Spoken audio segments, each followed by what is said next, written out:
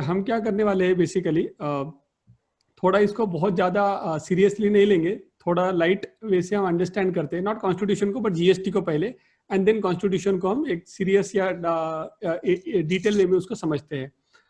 तो दोस्तों मुझे लगता है जब 3 साल पहले, आई think all of you recall कि जब जीएसटी आया था तो हर किसी के चेहरे पे यही हाव भाव थे, यानी कि all of us were expecting कि जीएसटी आएगा तो एक सडनली बहुत ही मेजर चेंजेस हो जाएंगे और हमको जो रिलीफ चाहिए, बिकॉज हम वैट से परेशान थे, सर्विस टैक्स से थे, एक्साइज से थे, और इसके लिए हमको लगा जीएसटी एक पूरा नया रामबाण उपाय करके एक पूरा सोल्यूशन लेके आएगा। बट आई थिंक 3 साल के बाद सब आप एग्री करेंगे कि सर्टनली रामबाण उपाय तो नहीं, लेकिन ये बाण तो पक्का है। जब हम जीएसटी को देखते हैं अभी 3 साल बाद, तो एक सिंपल क्वेश्चन मैं आपको सबको पूछना चाहूंगा कि 3 साल के बाद हाउ इज द जोश? आई थिंक जो 3 साल पहले था और आज का था जो जोश, उसमें सही में बहुत सारे चेंजेस है। बिकॉज पहली बार जब जीएसटी आने वाला था, एक बेसिक हमको थॉट शेयर किया गया था जीएसटी के बारे में, और हम सबको लग रहा था कि जीएसटी जब आएगा तो वन नेशन वन टैक्स जो प्रिंसिपल है वो फॉलो होगा। लेकिन अभी मुझे लगता है आप सब एग्री करेंगे, it is one nation many states, one tax many rates, ये सिचुएशन है। या आप उसको ऐसे भी देख सकते हैं कि one nation many states, one tax many due dates, because काफी सारे स्टेट में अलग अलग गवर्नमेंट ने जीएसटी का ड्यू डेट डाल दिया है। तो वो अलग अलग ड्यू डेट देख के मुझे वो दिल्ली का ऑड इवन फॉर्मूला याद आता है। तो something of that sort government has done. And GST में जो शुरुआत में कहा था कि GST will simplify the entire tax regime, but जब हम अभी देखते हैं 3 साल में जीएसटी का जो चैप्टर है या जीएसटी का जो एक्ट है वो हरियाणा हरी कथा के जैसा कंटिन्यूअस लॉन्ग या एकदम कंटिन्यूअसली बढ़ता ही जा रहा है, यानी कि there is no end to the development which is happening in GST. अगर आप देखेंगे जीएसटी का एक्ट लगभग 3 बार अमेंड हो चुका है, रूल्स अगर आप देखेंगे लगभग 40 बार अमेंड हो चुके हैं, रेट्स के बारे में तो क्या कहना, मिनिमम 500 से 600 तो नोटिफिकेशन आए हैं, सर्कुलर्स भी हंड्रेड्स ऑफ सर्कुलर्स इशू हुए हैं। और आपने देखा रहेगा इंटरेस्टिंगली जीएसटी में पहले सर्कुलर इशू होता है, क्लैरिफाई करता है, फिर लोग उसके ऊपर कहते हैं कि यार ये क्या आपने क्लैरिफाई कर दिया, फिर वो विड्रॉ भी कर देते हैं, जैसा वो डिस्काउंट का सर्कुलर हुआ था, आईटीएस का हुआ था। तो आपको यही नहीं देखना है कि सर्कुलर इशू हुआ है क्या, ये भी देखना है कि सर्कुलर वैलिड है क्या नहीं। एडिशनली काफी सारे press releases, flyer, FAQ, council minutes की मीटिंग, ये सारे चीजों ने जो जीएसटी का सिंप्लीफिकेशन था या जिसको GST good and simple tax कहते हैं उसको सर्टेनली काफी कॉम्प्लिकेट कर दिया है। फ्रेंड्स, जो बेसिक और एक थॉट प्रोसेस हमको शेयर किया गया था कि GST will reduce compliances, but I think after introduction of GST in the last 3 years आपने देखा रहेगा कंप्लायंस लेवल किस तरह से बढ़ता जा रहा है। इनिशियली जीएसटीआर 1 और 3 भी ये 2 रिटर्न है, but at the same time e way bill, ट्रान 1 वगैरह न्यूमरस प्रैक्टिकल चैलेंजेस, आईटीसी 02 आपने देखा, आईटीसी 04 करेक्ट, जॉबर का जो रिटर्न है, तो इस तरह से काफी सारे कंप्लायंसेस बढ़ते गए। एंड सर्टेनली जो बेसिक थॉट प्रोसेस था कि जीएसटी विल रिड्यूस कंप्लायंसेस, वो सर्टेनली अचीव हुआ नहीं है, ये आप कह सकते हैं। एडिशनली जीएसटी को आज खुद पूछा 3 साल बाद कि भैया जीएसटी आप आए किसके लिए थे, तो वो बोलेगा मैं ईज ऑफ डूइंग बिजनेस के लिए आया था, लेकिन लिटरली वो ईज ऑफ डूइंग बिजनेस की जगह एंड ऑफ डूइंग बिजनेस ऐसी सिचुएशन हुई है, ऐसा लगता है।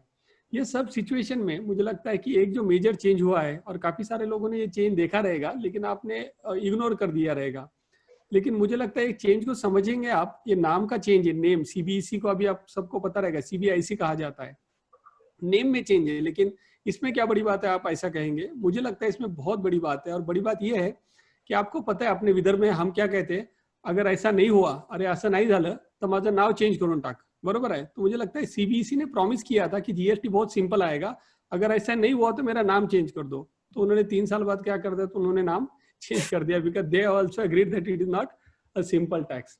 सो friends, that was a brief background about GST as to हम किस स्टेज पे है अभी। अगर प्रैक्टिकली अभी आप देखोगे तो आपने देखा रहेगा कि जीएसटी में जो नंबर ऑफ इश्यूज है वो अभी बढ़ते जा रहे हैं, और 3 साल के बाद अभी आपने देखा रहेगा काफी सारे ट्रान रिलेटेड, करेक्ट, ट्रान यानी मराठीतला त्राण नाही हा आपला, हा ट्रान यानी ट्रांजिशनल क्रेडिट है।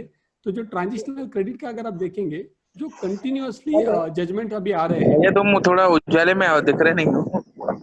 हेलो, आप मैं दिख रहा हूँ ना? परफेक्ट, ठीक है। तो दोस्तों हम कह रहे थे कि जो ट्रांजिशनल रिटर्न है उसके बारे में। तो ट्रांजिशनल रिटर्न है, काफी सारे लोगों ने, बिकॉज आपको पता रहेगा 3 साल पहले जब जीएसटी आया था बहुत ज्यादा क्लैरिटी नहीं थी कि किस तरह से सिस्टम फंक्शन करेगा। शुरुआत में जीएसटी पोर्टल क्रैश कर रहा था, वो तो आज भी करता है, वो अलग बात है, लेकिन शुरुआत में बहुत ज्यादा क्रैश करता था। तो उस टाइम पे जब ट्रांवन पोर्टल में लोग डिटेल भर रहे थे, बहुत ज्यादा क्लैरिटी नहीं था कि सर किस थोड़ा तरह उजाले से। में हो ना, आप दिख नहीं रहे हो। हेलो, हाँ ओम दोडानी जी, एम आई विजिबल? हाँ, यस सर, यस सर। अच्छा अच्छा, ठीक है, दूसरे से बात हो रही है, ठीक है। हाँ, ओम डोडानी जी बोला। अच्छा ठीक है। सो जब हम बात करते हैं ट्रान की, तो काफी सारा आपने देखा रहेगा, बंद 3 कर साल दिया के आपने? विद इन जो ट्रान का जो क्रेडिट ट्रांसफर हुआ है, उसमें काफी सारा लिटिगेशन चल रहा है, और उसके बारे में हम बात करेंगे कि क्या वो क्रेडिट आपका वेस्टेड राइट है क्या नहीं। उसके साथ ही आपने देखा रहेगा इनपुट टैक्स क्रेडिट की बहुत ज्यादा बात हुई थी जब जीएसटी आया था। कहा था कि कैस्केडिंग ऑफ टैक्स चला जाएगा, आपको काफी इनपुट टैक्स का बेनिफिट मिलेगा। लेकिन अभी हम क्या देख रहे हैं, अलग अलग जो सेक्शन है जीएसटी लॉ के, सेक्शन 2C जो है 16(2)C, जिसमें एक्चुअल पेमेंट की रिक्वायरमेंट है, तो बहुत बार ये कहा जाता है कि वेंडर ने अगर टैक्स नहीं पे किया तो आपको क्रेडिट नहीं मिलेगा। सेकंड, आपने देखा रहेगा काफी सारे टैक्स पेयर ने टिपिकली जो पीरियड है, जैसे कि 18-19 का जो रिटर्न है, वो अभी 2020 में सबमिट किया है, तो वहां पर अभी क्वेश्चन आ रहा है कि वो इनपुट टैक्स क्रेडिट ले पाएगा कि नहीं, बिकॉज सेक्शन 16(4) में एक कंडीशन है कि आपको मैक्सिमम सितंबर तक ही क्रेडिट लेना है। एडिशनली इनपुट टैक्स क्रेडिट में आपने देखा रहेगा काफी सारे नए रूल्स इंट्रोड्यूस किए हैं। 86A जिसके थ्रू ब्लॉक किया जाता है क्रेडिट, रूल 36(4) जिसके थ्रू 10% का लिमिट डाल दिया है कि आप 110% के ऊपर ज्यादा क्रेडिट नहीं ले सकते हो। तो इस तरह से आईटीसी एक सबसे ज्यादा बड़ा उभर कर इश्यू आ रहा है जीएसटी में, जबकि जीएसटी में ऐसा कहा गया था कि इनपुट टैक्स क्रेडिट फ्लॉलेसली मिलेगा, बोलो भैया, सीमलेसली पैसे मिलेगा, कितने लेकिन वो सीमलेस की जगह ऐसा लग रहा है कि सीनलेस हो रहा है क्रेडिट अभी। तो यहाँ पर हम देखते हैं कि ये तो आईटीसी का तो इश्यू है ही, यानी कि जो इनपुट टैक्स क्रेडिट बेसिकली मिलना चाहिए था वो तो मिल ही नहीं रहा है काफी सारे इश्यूज में, सिचुएशन में। But at the same time काफी सारे अभी जजमेंट्स आ रहे हैं हाई कोर्ट और सुप्रीम कोर्ट के, जिसका इम्प्लीकेशन हमारे बिजनेस के ऊपर भी है, हमारे क्लाइंट के बिजनेस के ऊपर भी है। यहाँ पर जब हम बात करते हैं तो बहुत बार डिस्कशन में आता है जीएसटी एक्ट अपने लिए रिलेवेंट है ना, कॉन्स्टिट्यूशन का क्या संबंध है वैसे जीएसटी जब हम देखते हैं तो दोस्तों मैं आपको कहना चाहूंगा, अगर आप नेक्स्ट 1 आवर अगर ध्यान से देखेंगे आज का वेबिनार, तो आप क्लियरली आप अंडरस्टैंड करेंगे कि कितना ज्यादा रोल प्ले करता है कॉन्स्टिट्यूशन जीएसटी के कंटेक्स्ट में भी। बिकॉज बहुत बार क्या हो जाता है, हम माइक्रो लेवल व्यू देखते हैं, यानी कि सिर्फ जीएसटी एक्ट को देखते हैं, इसके लिए जो बाकी के जो ये है यानी कि बाउंड्रीज है उसको हम देख ही नहीं पाते, यानी कि मैक्रो लेवल व्यू हम कभी देख नहीं पाते। लेकिन अगर आप कॉन्स्टिट्यूशन देखोगे तो आपको पता चलेगा कि मैक्रो लेवल व्यू से आपका जीएसटी का जो व्यू है, जो आप जीएसटी प्रोविजन देखते हो, उसके ऊपर भी बहुत क्लैरिटी आएगा। एंड एडिशनली जैसे हमने कहा कि जीएसटी में अभी जो जजमेंट्स आ रहे हैं वो एकदम फंडामेंटल बेसिक प्रिंसिपल पे आ रहे हैं, जहां पर आप देखेंगे शिन ग्लोबल है, रिलायंस जजमेंट है, आपने ब्रांड इक्विटी का नाम देखा रहेगा जजमेंट का, सफारी रिट्रीट आपने नाम सुना रहेगा जजमेंट का, कलकत्ता क्लब का है। तो हर जजमेंट में अगर आप देखेंगे ना कोई कॉन्स्टिट्यूशनल प्रोविजन डिस्कस हुआ है, एंड दैट्स व्हाई कॉन्स्टिट्यूशन को समझना ये बहुत ही इंपॉर्टेंट रिक्वायरमेंट हो गया है। अगर आपको आपके प्रैक्टिस में अगर बेटर करना है, जिस तरह से आप काम कर रहे हो उससे भी ज्यादा बेटर करना है, तो understanding constitution and understanding GST law is a must. और अगर आप 1.5-2 घंटा अगर हम ध्यान से अभी डिस्कस करेंगे तो मुझे लगता है आज के सेशन के बाद हमारा एज अ स्पीकर ये रहेगा एक ऑब्जेक्टिव कि आज के बाद आपको ज्यादा कॉन्स्टिट्यूशन वगैरह रिलेटेड क्वेरीज नहीं आनी चाहिए, यानी कि उतना हम ज्यादा ट्राई करेंगे कि आपको क्लैरिटी आ जाए कॉन्स्टिट्यूशन की। तो आज हम क्या क्या डिस्कस करने वाले हैं कॉन्स्टिट्यूशन एंड जीएसटी और काफी सारे जजमेंट्स में। बेसिकली हम पहले देखेंगे कि बैकग्राउंड क्या है, यानी कि कॉन्स्टिट्यूशन को समझेंगे, फिर कॉन्स्टिट्यूशन का एक ओवरव्यू लेंगे, फिर जो जीएसटी प्रोविजन है कॉन्स्टिट्यूशन के वो और जजमेंट्स, ये दोनों की चीजों के बारे में आज हम डिस्कस करेंगे। तो दोस्तों आपको सबको पता रहेगा कॉन्स्टिट्यूशन होता क्या है। तो बेसिकली कॉन्स्टिट्यूशन जो है लगभग अभी मोर देन 190 कंट्रीज में है। लेकिन ये कॉन्स्टिट्यूशन होता क्या है, कॉन्स्टिट्यूशन एक प्रोविजन रहता है या लॉ रहता है जो basically it is law for governance of the entire country. जैसा जीएसटी एक्ट है but it is only act to collect taxes, जबकि जो कॉन्स्टिट्यूशन है वो भी एक लॉ है लेकिन it is a law for entire governance of the country. और आप ये भी कह सकते हैं कि constitution is a principal law जिसके अंदर वेरियस लॉज बनाए जाते हैं, यानी कि it is a mother law. And that's where बहुत बार आपने देखा रहेगा कि कभी भी कोई प्रोविजन अगर कॉन्ट्ररी होता है कोई एक्ट में जो कॉन्स्टिट्यूशन को काउंटर करता है तो उसको अनकॉन्स्टिट्यूशनल कहता है कोर्ट और उसको खारिज कर देता है। एंड दैट्स व्हाई आपको कॉन्स्टिट्यूशन समझना बहुत जरूरी है। तो आपको क्या इंडिया में जब कॉन्स्टिट्यूशन आया, बिकॉज हमारे पास अब इंडिया में कॉन्स्टिट्यूशन ऑफ इंडिया है, तो इसका मतलब ये है कि हमने पहली बार कॉन्स्टिट्यूशन बनाया। तो दोस्तों सही में ये बात नहीं है कि कॉन्स्टिट्यूशन हमने पहली बार बनाया है। कॉन्स्टिट्यूशन का जो कंसेप्ट है बहुत पहले से आता है। 1215 में जो इंग्लैंड का किंग था उस टाइम का, उसने एक ट्रीटी या चार्टर ऑफ लिबर्टी साइन किया था वहां के लोगों के साथ, उस ट्रीटी में एक बेसिक प्रिंसिपल एक्सेप्ट किया गया कि जो भी है, यानी कि उस कंट्री में जो भी राज भी कर रहा है, वो राजा भी है तो भी वो लॉ के अंडर ही काम करेगा। यानी कि तब तक क्या था, राजा यानी हम करे सो कायदा, और राजा जो बोलेगा यानी कि पूर्व दिशा, that was the way. But ये पहली बार 1215 में एग्री किया गया कि इवन राजा is subject to law, and that's how ये जो मैग्ना कार्टा प्रिंसिपल है जिसको कहते हैं, वो धीरे धीरे जैसे हम सिविलाइज होते गए, जैसे जैसे राजे रजवाड़े चलते गए, मीन्स सिविलाइज होते गए हम, तो उसको कॉन्स्टिट्यूशन में कन्वर्ट कर दिया गया। अभी आप कहोगे कि कॉन्स्टिट्यूशन तो आ गया, लेकिन इसका मतलब हर कंट्री में कॉन्स्टिट्यूशन है क्या? तो प्रैक्टिकली अगर आप देखोगे काफी सारे कंट्री थे जहां पर कॉन्स्टिट्यूशन नहीं है। आपको ये जान के बहुत सरप्राइजिंग होगा कि यूनाइटेड किंगडम, जिन्होंने हमारे ऊपर रूल किया, करेक्ट, जिन्होंने हम पे रूल किया, उनके पास खुद का कॉन्स्टिट्यूशन नहीं है। Canada, New Zealand, Israel, Saudi Arabia, ऐसी काफी सारे कंट्रीज है जहां पर कॉन्स्टिट्यूशन नहीं है।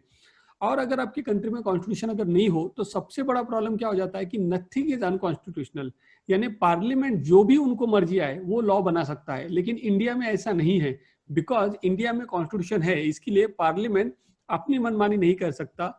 फंडामेंटल राइट्स और काफी सारे कॉन्स्टिट्यूशनल राइट्स है हमारे, वो प्रोटेक्टेड है। आपको पता रहेगा कि इवन राइट टू प्रॉपर्टी जो कॉन्स्टिट्यूशन में आर्टिकल 300A में कवर्ड है, वो भी अपना एक प्रोटेक्टेड कॉन्स्टिट्यूशनल राइट है। पहले वो फंडामेंटल राइट में कवर्ड था, बट अभी एटलीस्ट कॉन्स्टिट्यूशनल राइट है। एंड दैट्स वेयर जो भी लॉ पार्लियामेंट बनाता है, जो भी जीएसटी एक्ट भी है, जो जीएसटी काउंसिल भी बनाता है, उनको भी कॉन्स्टिट्यूशन के दायरे में रह के ही काम करना पड़ेगा। अगर वो दायरे के बाहर जाएंगे तो उसको अनकॉन्स्टिट्यूशनल कहा जाएगा। और इसी कंटेक्स्ट में अगर आप देखेंगे काफी सारे हाईकोर्ट के जजमेंट जो रिसेंटली आ रहे हैं, they are on the basic point कि कॉन्स्टिट्यूशनल प्रोविजन कहीं पर वायलेट हो रहे हैं क्या। बिकॉज अगर कॉन्स्टिट्यूशनल प्रोविजन वायलेट हो रहे हैं तो जो बॉडी है, दैट इज जीएसटी काउंसिल, जो कॉन्स्टिट्यूशन के अंदर बना है, उसके डिसीजंस को भी चैलेंज किया जा सकता है और खारिज किया जा सकता है अगर वो अनकॉन्स्टिट्यूशनल है। तो ऐसा हाईकोर्ट का कहना है। तो फ्रेंड्स, आप कहोगे ठीक है, इतना अगर अच्छा अपना कॉन्स्टिट्यूशन है तो ये बना कैसे था, बराबर, इसका ओरिजिन कहाँ से आया था? तो आपको सबको पता है कि जब अपना इंडिपेंडेंस स्ट्रगल चल रहा था, तो जब ये डिसाइड हुआ कि यूके यानी कि इंग्लैंड अभी इंडिया छोड़ के जाएगा, तो 1946 में ये डिस्कशन चालू हो गया कि अभी अपने को कॉन्स्टिट्यूशन बनाना है। तो उस टाइम पे लगभग 600 स्टेट्स थे। अगर आप अभी जीएसटी की बात करेंगे तो जीएसटी में 28 स्टेट्स और 8 यूनियन टेरिटरीज है, और ये जीएसटी काउंसिल में एक साथ काम करते हैं। बट उस टाइम पे देखिए 600 अलग अलग स्टेट्स के अलग अलग राजा महाराजा थे। इन्होंने साथ में आए और उन्होंने 292 नॉमिनेटेड मेंबर्स को सेलेक्ट किया और कहा कि ये 292 जो टॉप मोस्ट इंडिया के बेस्ट लोग हैं, जिन्होंने इंडिपेंडेंस स्ट्रगल में भी भाग लिया है, ये लोग कंट्री का कॉन्स्टिट्यूशन बनाएंगे। बिकॉज इंग्लैंड ने हमको ऑफर किया था कि हम आपका कॉन्स्टिट्यूशन बना के देते, because we know you better.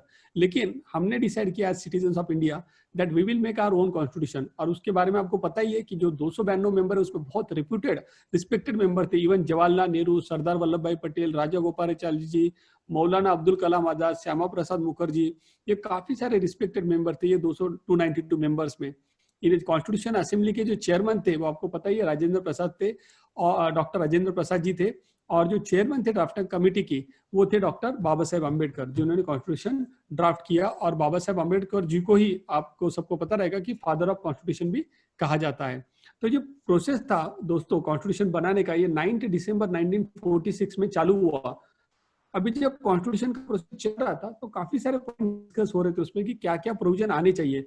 तो गवर्नमेंट का जो यानी कि जो कॉन्स्टिट्यूशन असेंबली का, कॉन्स्टिट्यूएंट असेंबली का जो थॉट प्रोसेस था कि हम शुरुआत से नहीं बनाएंगे, जो बेस्ट प्रोविजन है अलग अलग कंट्रीज में उसको हम यूज करेंगे और कॉन्स्टिट्यूशन बनाएंगे। तो इस तरह से अपना कॉन्स्टिट्यूशन अलग अलग कंट्री के प्रोविजंस को हमने लेके बनाया, और फाइनली हमारा जो कॉन्स्टिट्यूशन बना वो क्वासी फेडरल स्ट्रक्चर रिकॉग्नाइज करता है। यानी जो कॉन्स्टिट्यूशन बना वो सेंट्रल और स्टेट गवर्नमेंट सबके लिए एक ही बना। अल्दो आपको पता रहेगा कि शुरुआत में जब कॉन्स्टिट्यूशन बना तो जम्मू कश्मीर के लिए एक अलग कॉन्स्टिट्यूशन था, लेकिन 5 अगस्त 2019 के बाद में अभी through out India including Jammu Kashmir के लिए एक ही कॉन्स्टिट्यूशन है। और हमारा जो स्ट्रक्चर है, जो गवर्नमेंट का स्ट्रक्चर, उसको क्वासी फेडरल स्ट्रक्चर कहा जाता है। क्वासी फेडरल स्ट्रक्चर को अगर आपको समझना है तो हमको ये समझना पड़ेगा कि ये क्वासी फेडरल या फेडरल स्ट्रक्चर क्या होता है। तो बेसिकली जो भी कंट्री में अलग अलग गवर्नमेंट का सिस्टम रहता है, तो कुछ कंट्री में यूनिटरी सिस्टम है। जैसे अगर आप देखोगे चाइना, जापान, वहां पर एक ही गवर्नमेंट रहता है, यानी कि सेंट्रल गवर्नमेंट जो पूरा कंट्री को मैनेज करता है। लेकिन ऑब्वियसली अपना कंट्री बहुत बड़ा है, unitary system generally small countries के लिए बेटर होता है। तो हमने फेडरल स्ट्रक्चर को लिया, लेकिन उसमें भी काफी सारे चेंजेस कर दिए हमने, क्योंकि हमने फेडरल इन फॉर्म रखा बट यूनिटरी इन स्पिरिट, यानी सेंट्रल गवर्नमेंट के पास ज्यादा पावर हमने रखे। तो दोस्तों आपको हो गया, हमने कॉन्स्टिट्यूशन तो बना लिया, लेकिन इसमें बड़ी बात क्या है? बड़ी बात यह है, आप जान के हैरान होंगे कि हमने कॉन्स्टिट्यूशन 3 साल में बनाया, लेकिन काफी सारे कंट्रीज है जैसे पाकिस्तान, जिनको लगभग हमारे सेम टाइम पे इंडिपेंडेंस मिला, उन्होंने 27 ईयर्स लिए। और इसीलिए आप आज देखोगे जो उनकी हालत है पाकिस्तान की, it is one of the reason is कि उस कंट्री में कॉन्स्टिट्यूशन टाइमली बना नहीं, और इसके लिए वहां के लोगों की जो राइट्स है वो बहुत बार आपने देखा रहेगा कि अप्रोप्रिएटली रिकॉग्नाइज नहीं होते हैं। एंड दैट्स व्हाई फ्रेंड, जब 1950s में कॉन्स्टिट्यूशन बना, 26 जनवरी को उसको इफेक्ट में लाए, और इसके लिए हम 26 जनवरी को रिपब्लिक डे करके सेलिब्रेट करते हैं।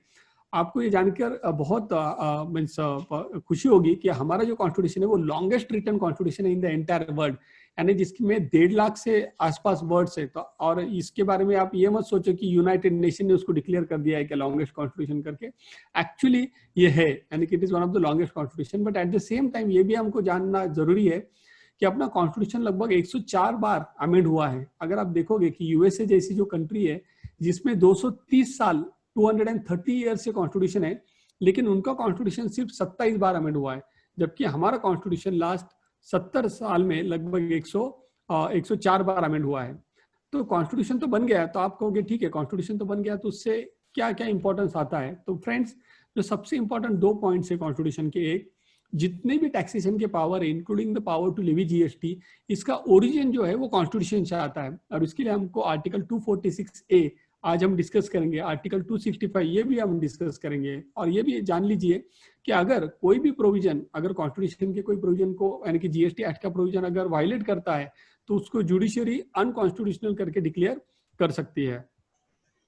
तो फ्रेंड्स, हमारे कंट्री में जैसे हमने कहा कि कॉन्स्टिट्यूशन बन गया, तो constitution is the supreme law, बराबर है, और इसके लिए कॉन्स्टिट्यूशन के कोई भी प्रोविजन वायलेट या कॉन्ट्राडिक्ट नहीं कर सकता, इवन जीएसटी काउंसिल, करेक्ट।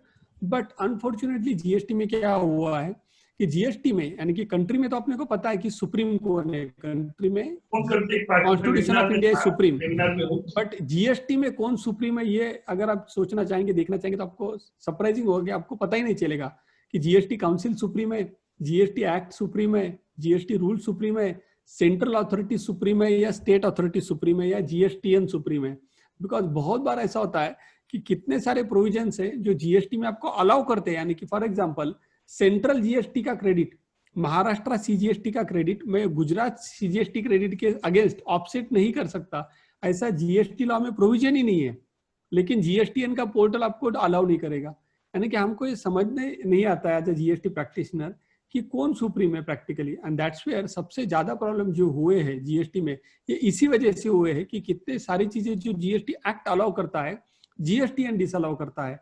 कितने सारे प्रोविजन जिसको जीएसटी लॉ अगर आप पढ़ोगे, एक्ट पढ़ोगे, उसमें अलाउड है आपको credit. For example WIP credit आपका बिल्डर का, जब आप 1 जुलाई 2017 में ट्रांजिशन किए तो उस टाइम में क्लियरली डिस्कशन हुआ था कि transitional credit should be allowed, but अभी स्टेट अथॉरिटीज डिनाई कर रहे हैं जो सेक्शन 143 सब क्लॉज 3 का जो क्रेडिट है। एडिशनली अगर आप देखेंगे रूल 36 सब क्लॉज 4 के थ्रू या 86A के थ्रू हमारा रेगुलरली क्रेडिट ब्लॉक होता है, जबकि ब्लॉकिंग ऑफ क्रेडिट के लिए जीएसटी एक्ट में कोई भी प्रोविजन नहीं है। अगर आप देखेंगे तो रूल्स में लिखा है, लेकिन एक्ट के बियॉन्ड नहीं जा सकते हैं रूल्स। जब रूल की में एक्ट में प्रोविजन ही नहीं है ब्लॉकिंग का, तो रूल के थ्रू किस तरह से ब्लॉक कर सकते हैं? तो इस तरह से अगर आप देखेंगे जीएसटी में आज ये बेसिक क्वेश्चन आ रहा है कि who is supreme, is it act, is it GST council, is it GSTN? And that's where friend we need to understand कि जब जीएसटी में इतने सारे चैलेंजेस आ रहे हैं और आपके टैक्स पेइंग जो क्लाइंट है उनमें भी ये सारे चैलेंजेस आते रहेंगे, तो बहुत बार कंफ्यूजन होता है प्रैक्टिकली हम क्या कॉल ले। बहुत बार मैं ये शेयर करूंगा आपको यार जी कॉन्स्टिट्यूशन में प्रोविजन तो हाई कोर्ट और सुप्रीम कोर्ट के नीचे तो क्या एग्री नहीं करेगा, तो ये मैं डे टू डे प्रैक्टिस में किस तरह से इसको यूज कर पाऊंगा?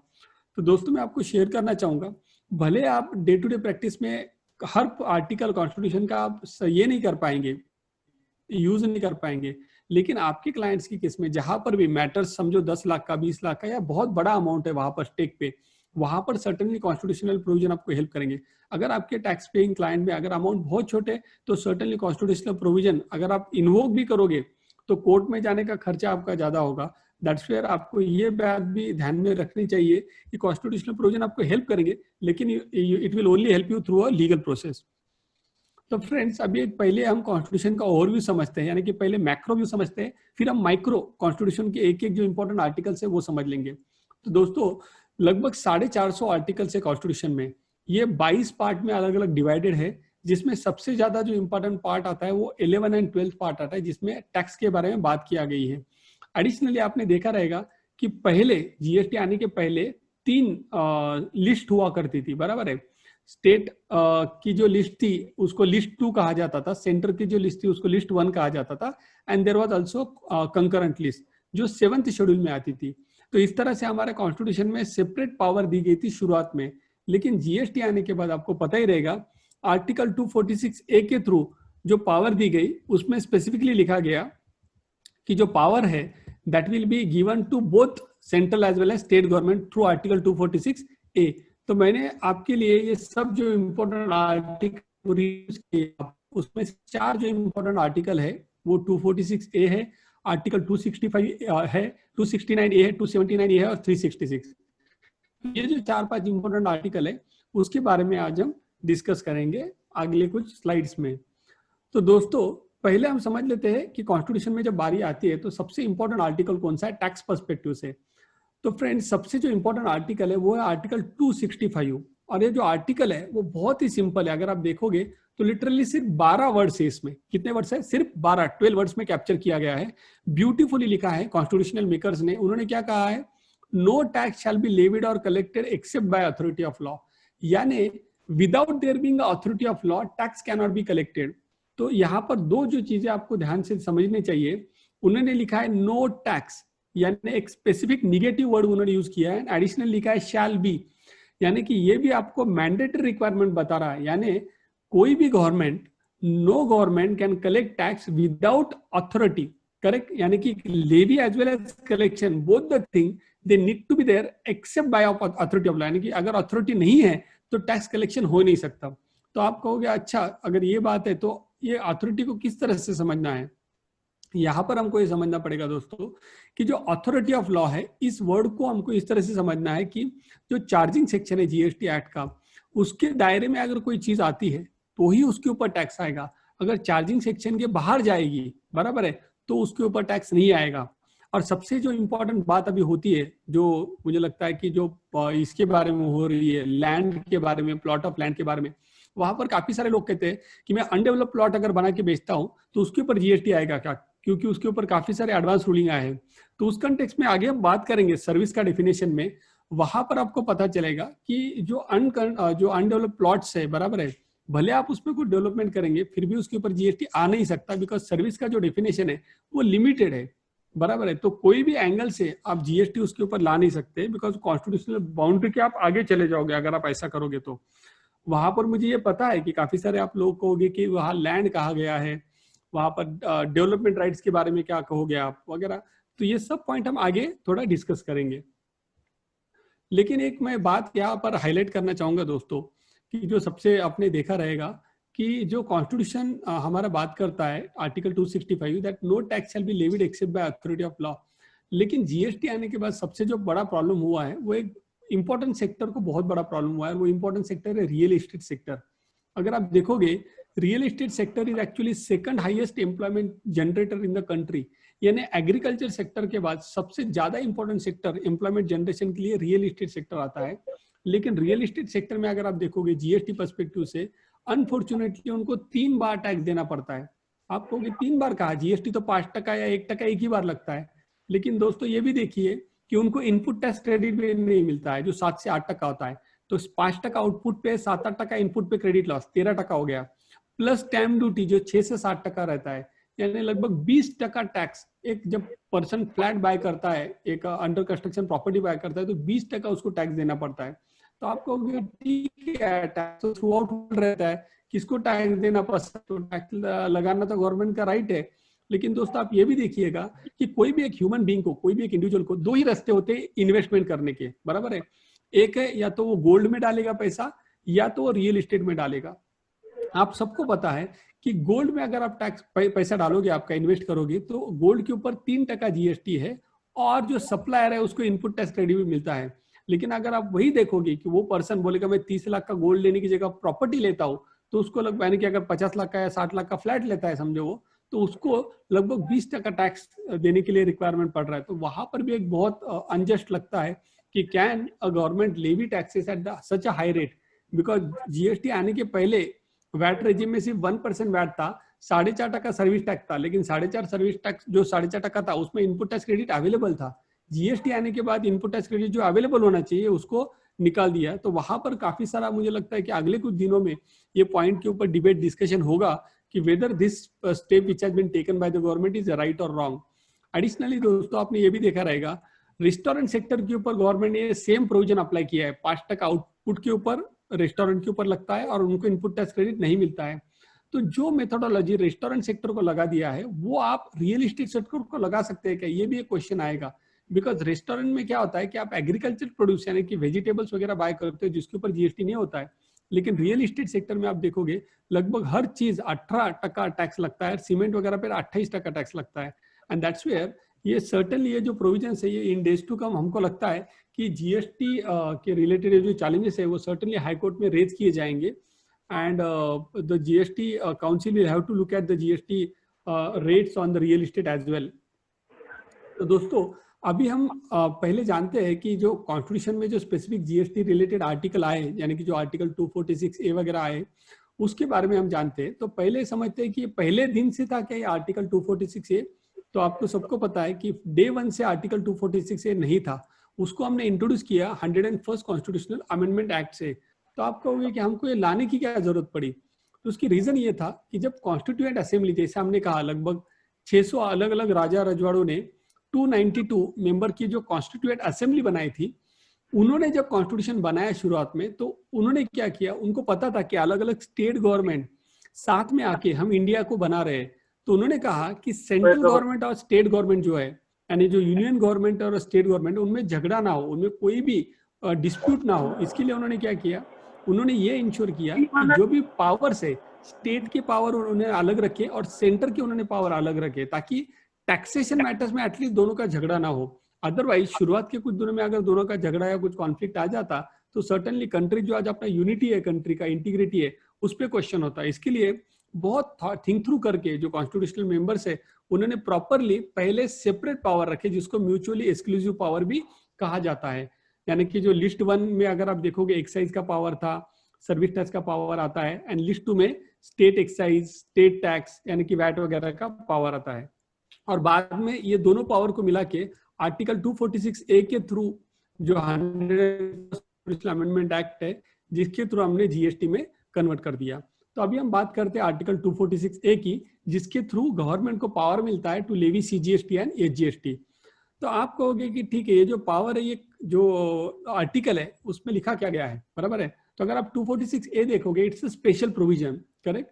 और ये आर्टिकल जब बात करता है, आप ये अगर आप पढ़ोगे तो यहाँ पर एक इंपॉर्टेंट आप एस्पेक्ट ध्यान में रखिएगा, 246A में कहीं पर भी इंट्रा स्टेट ये वर्ड यूज नहीं किया गया है। बहुत बार आप जब जीएसटी एक्ट के बारे में बात करते हैं आप इंट्रा स्टेट और इंटर स्टेट ये दो वर्ड्स यूज करते हैं, लेकिन कॉन्स्टिट्यूशन ऑफ इंडिया में इंट्रा स्टेट ये वर्ड यूज ही नहीं हुआ है कहीं पर भी। जो वर्ड यूज हुआ है वो इंटर स्टेट है, और इंटर स्टेट वर्ड यूज हुआ है आर्टिकल 269A में, बराबर है, एंड 246A में, लेकिन इंट्रा स्टेट ये वर्ड यूज ही नहीं हुआ है। तो ये एक बहुत इंपॉर्टेंट बात आप ध्यान में रखिएगा।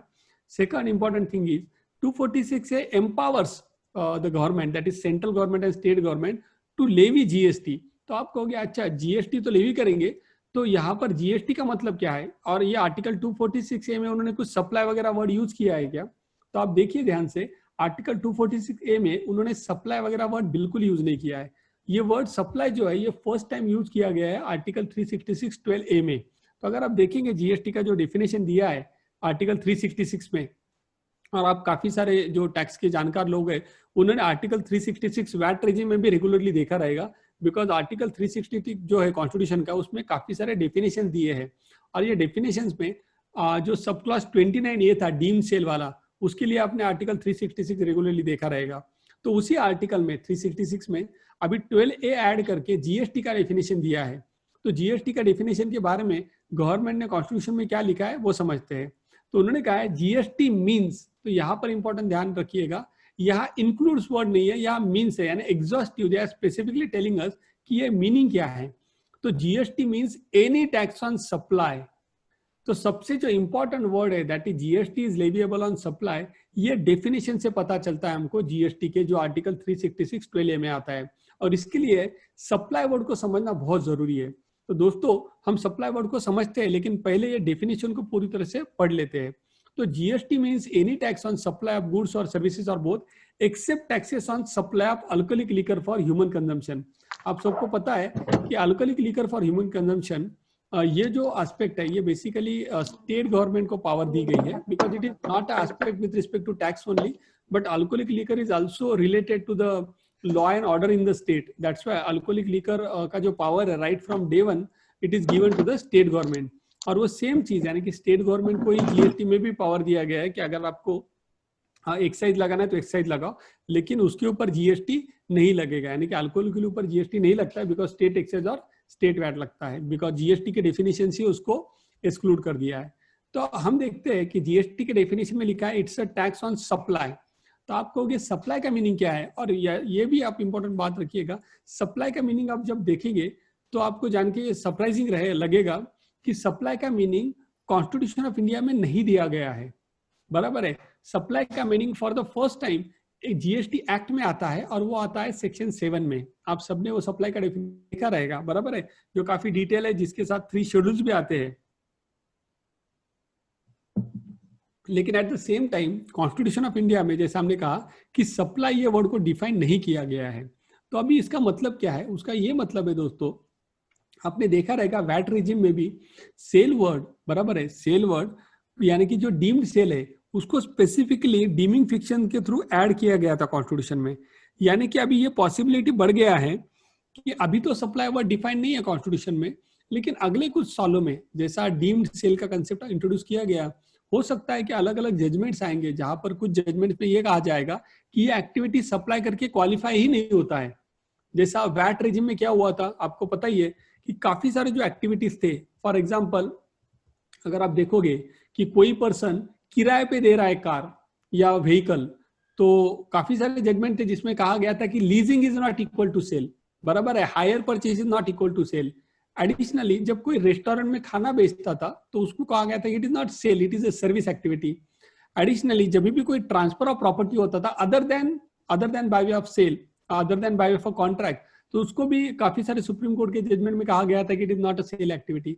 तो ये सब काफी सारे सुप्रीम कोर्ट के जजमेंट आने के बाद आर्टिकल 366 में 1982 में 46th कॉन्स्टिट्यूशनल अमेंडमेंट के थ्रू 29 एक क्लॉज ऐड किया गया था। तो ये पॉसिबिलिटी अब बहुत बढ़ गई है कि से जो सप्लाई का मीनिंग है उसको एक्सप्लेन करने के लिए भी शायद डीमिंग फिक्शन कोई आए, बट वो आगे आएगा। तो आप कुछ चिंता मत करिए, यानी कि जीएसटी लॉ में लिटिगेशन भी रहेगा, काम भी रहेगा, लेकिन अगले 3-4 सालों में कंटिन्यूसली रहेगा because of all these issues. Additionally दोस्तों आप ये भी ध्यान रखिएगा कि अगर आप देखेंगे meaning of sale, meaning of manufacture, meaning of what is service, बराबर है, ये वर्ड्स को लास्ट 70 साल में डिबेट किया जा रहा है। और सप्लाई जो नया वर्ड है उसको तो अभी तो अगले कम से कम 10-20 साल तो पक्का डिस्कशन है, डिबेट रहेगा उसके अराउंड।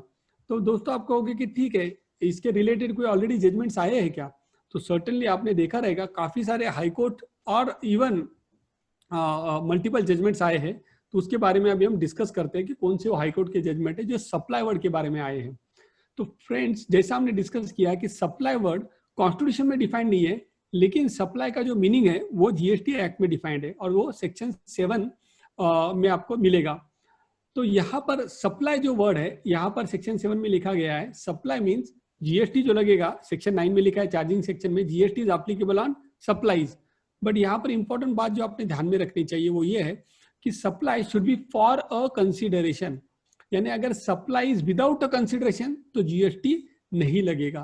तो यहाँ पर आप कहोगे कि ठीक है, कंसिडरेशन का मीनिंग कैसे हम समझे, बराबर है। तो उसके लिए अभी हम एक एग्जांपल लेते हैं, केस लॉज की फैक्ट्स में आपको बताता हूँ, जिससे हमको पता चलेगा कि कंसिडरेशन वर्ड को किस तरह से ध्यान से हमको देखना चाहिए।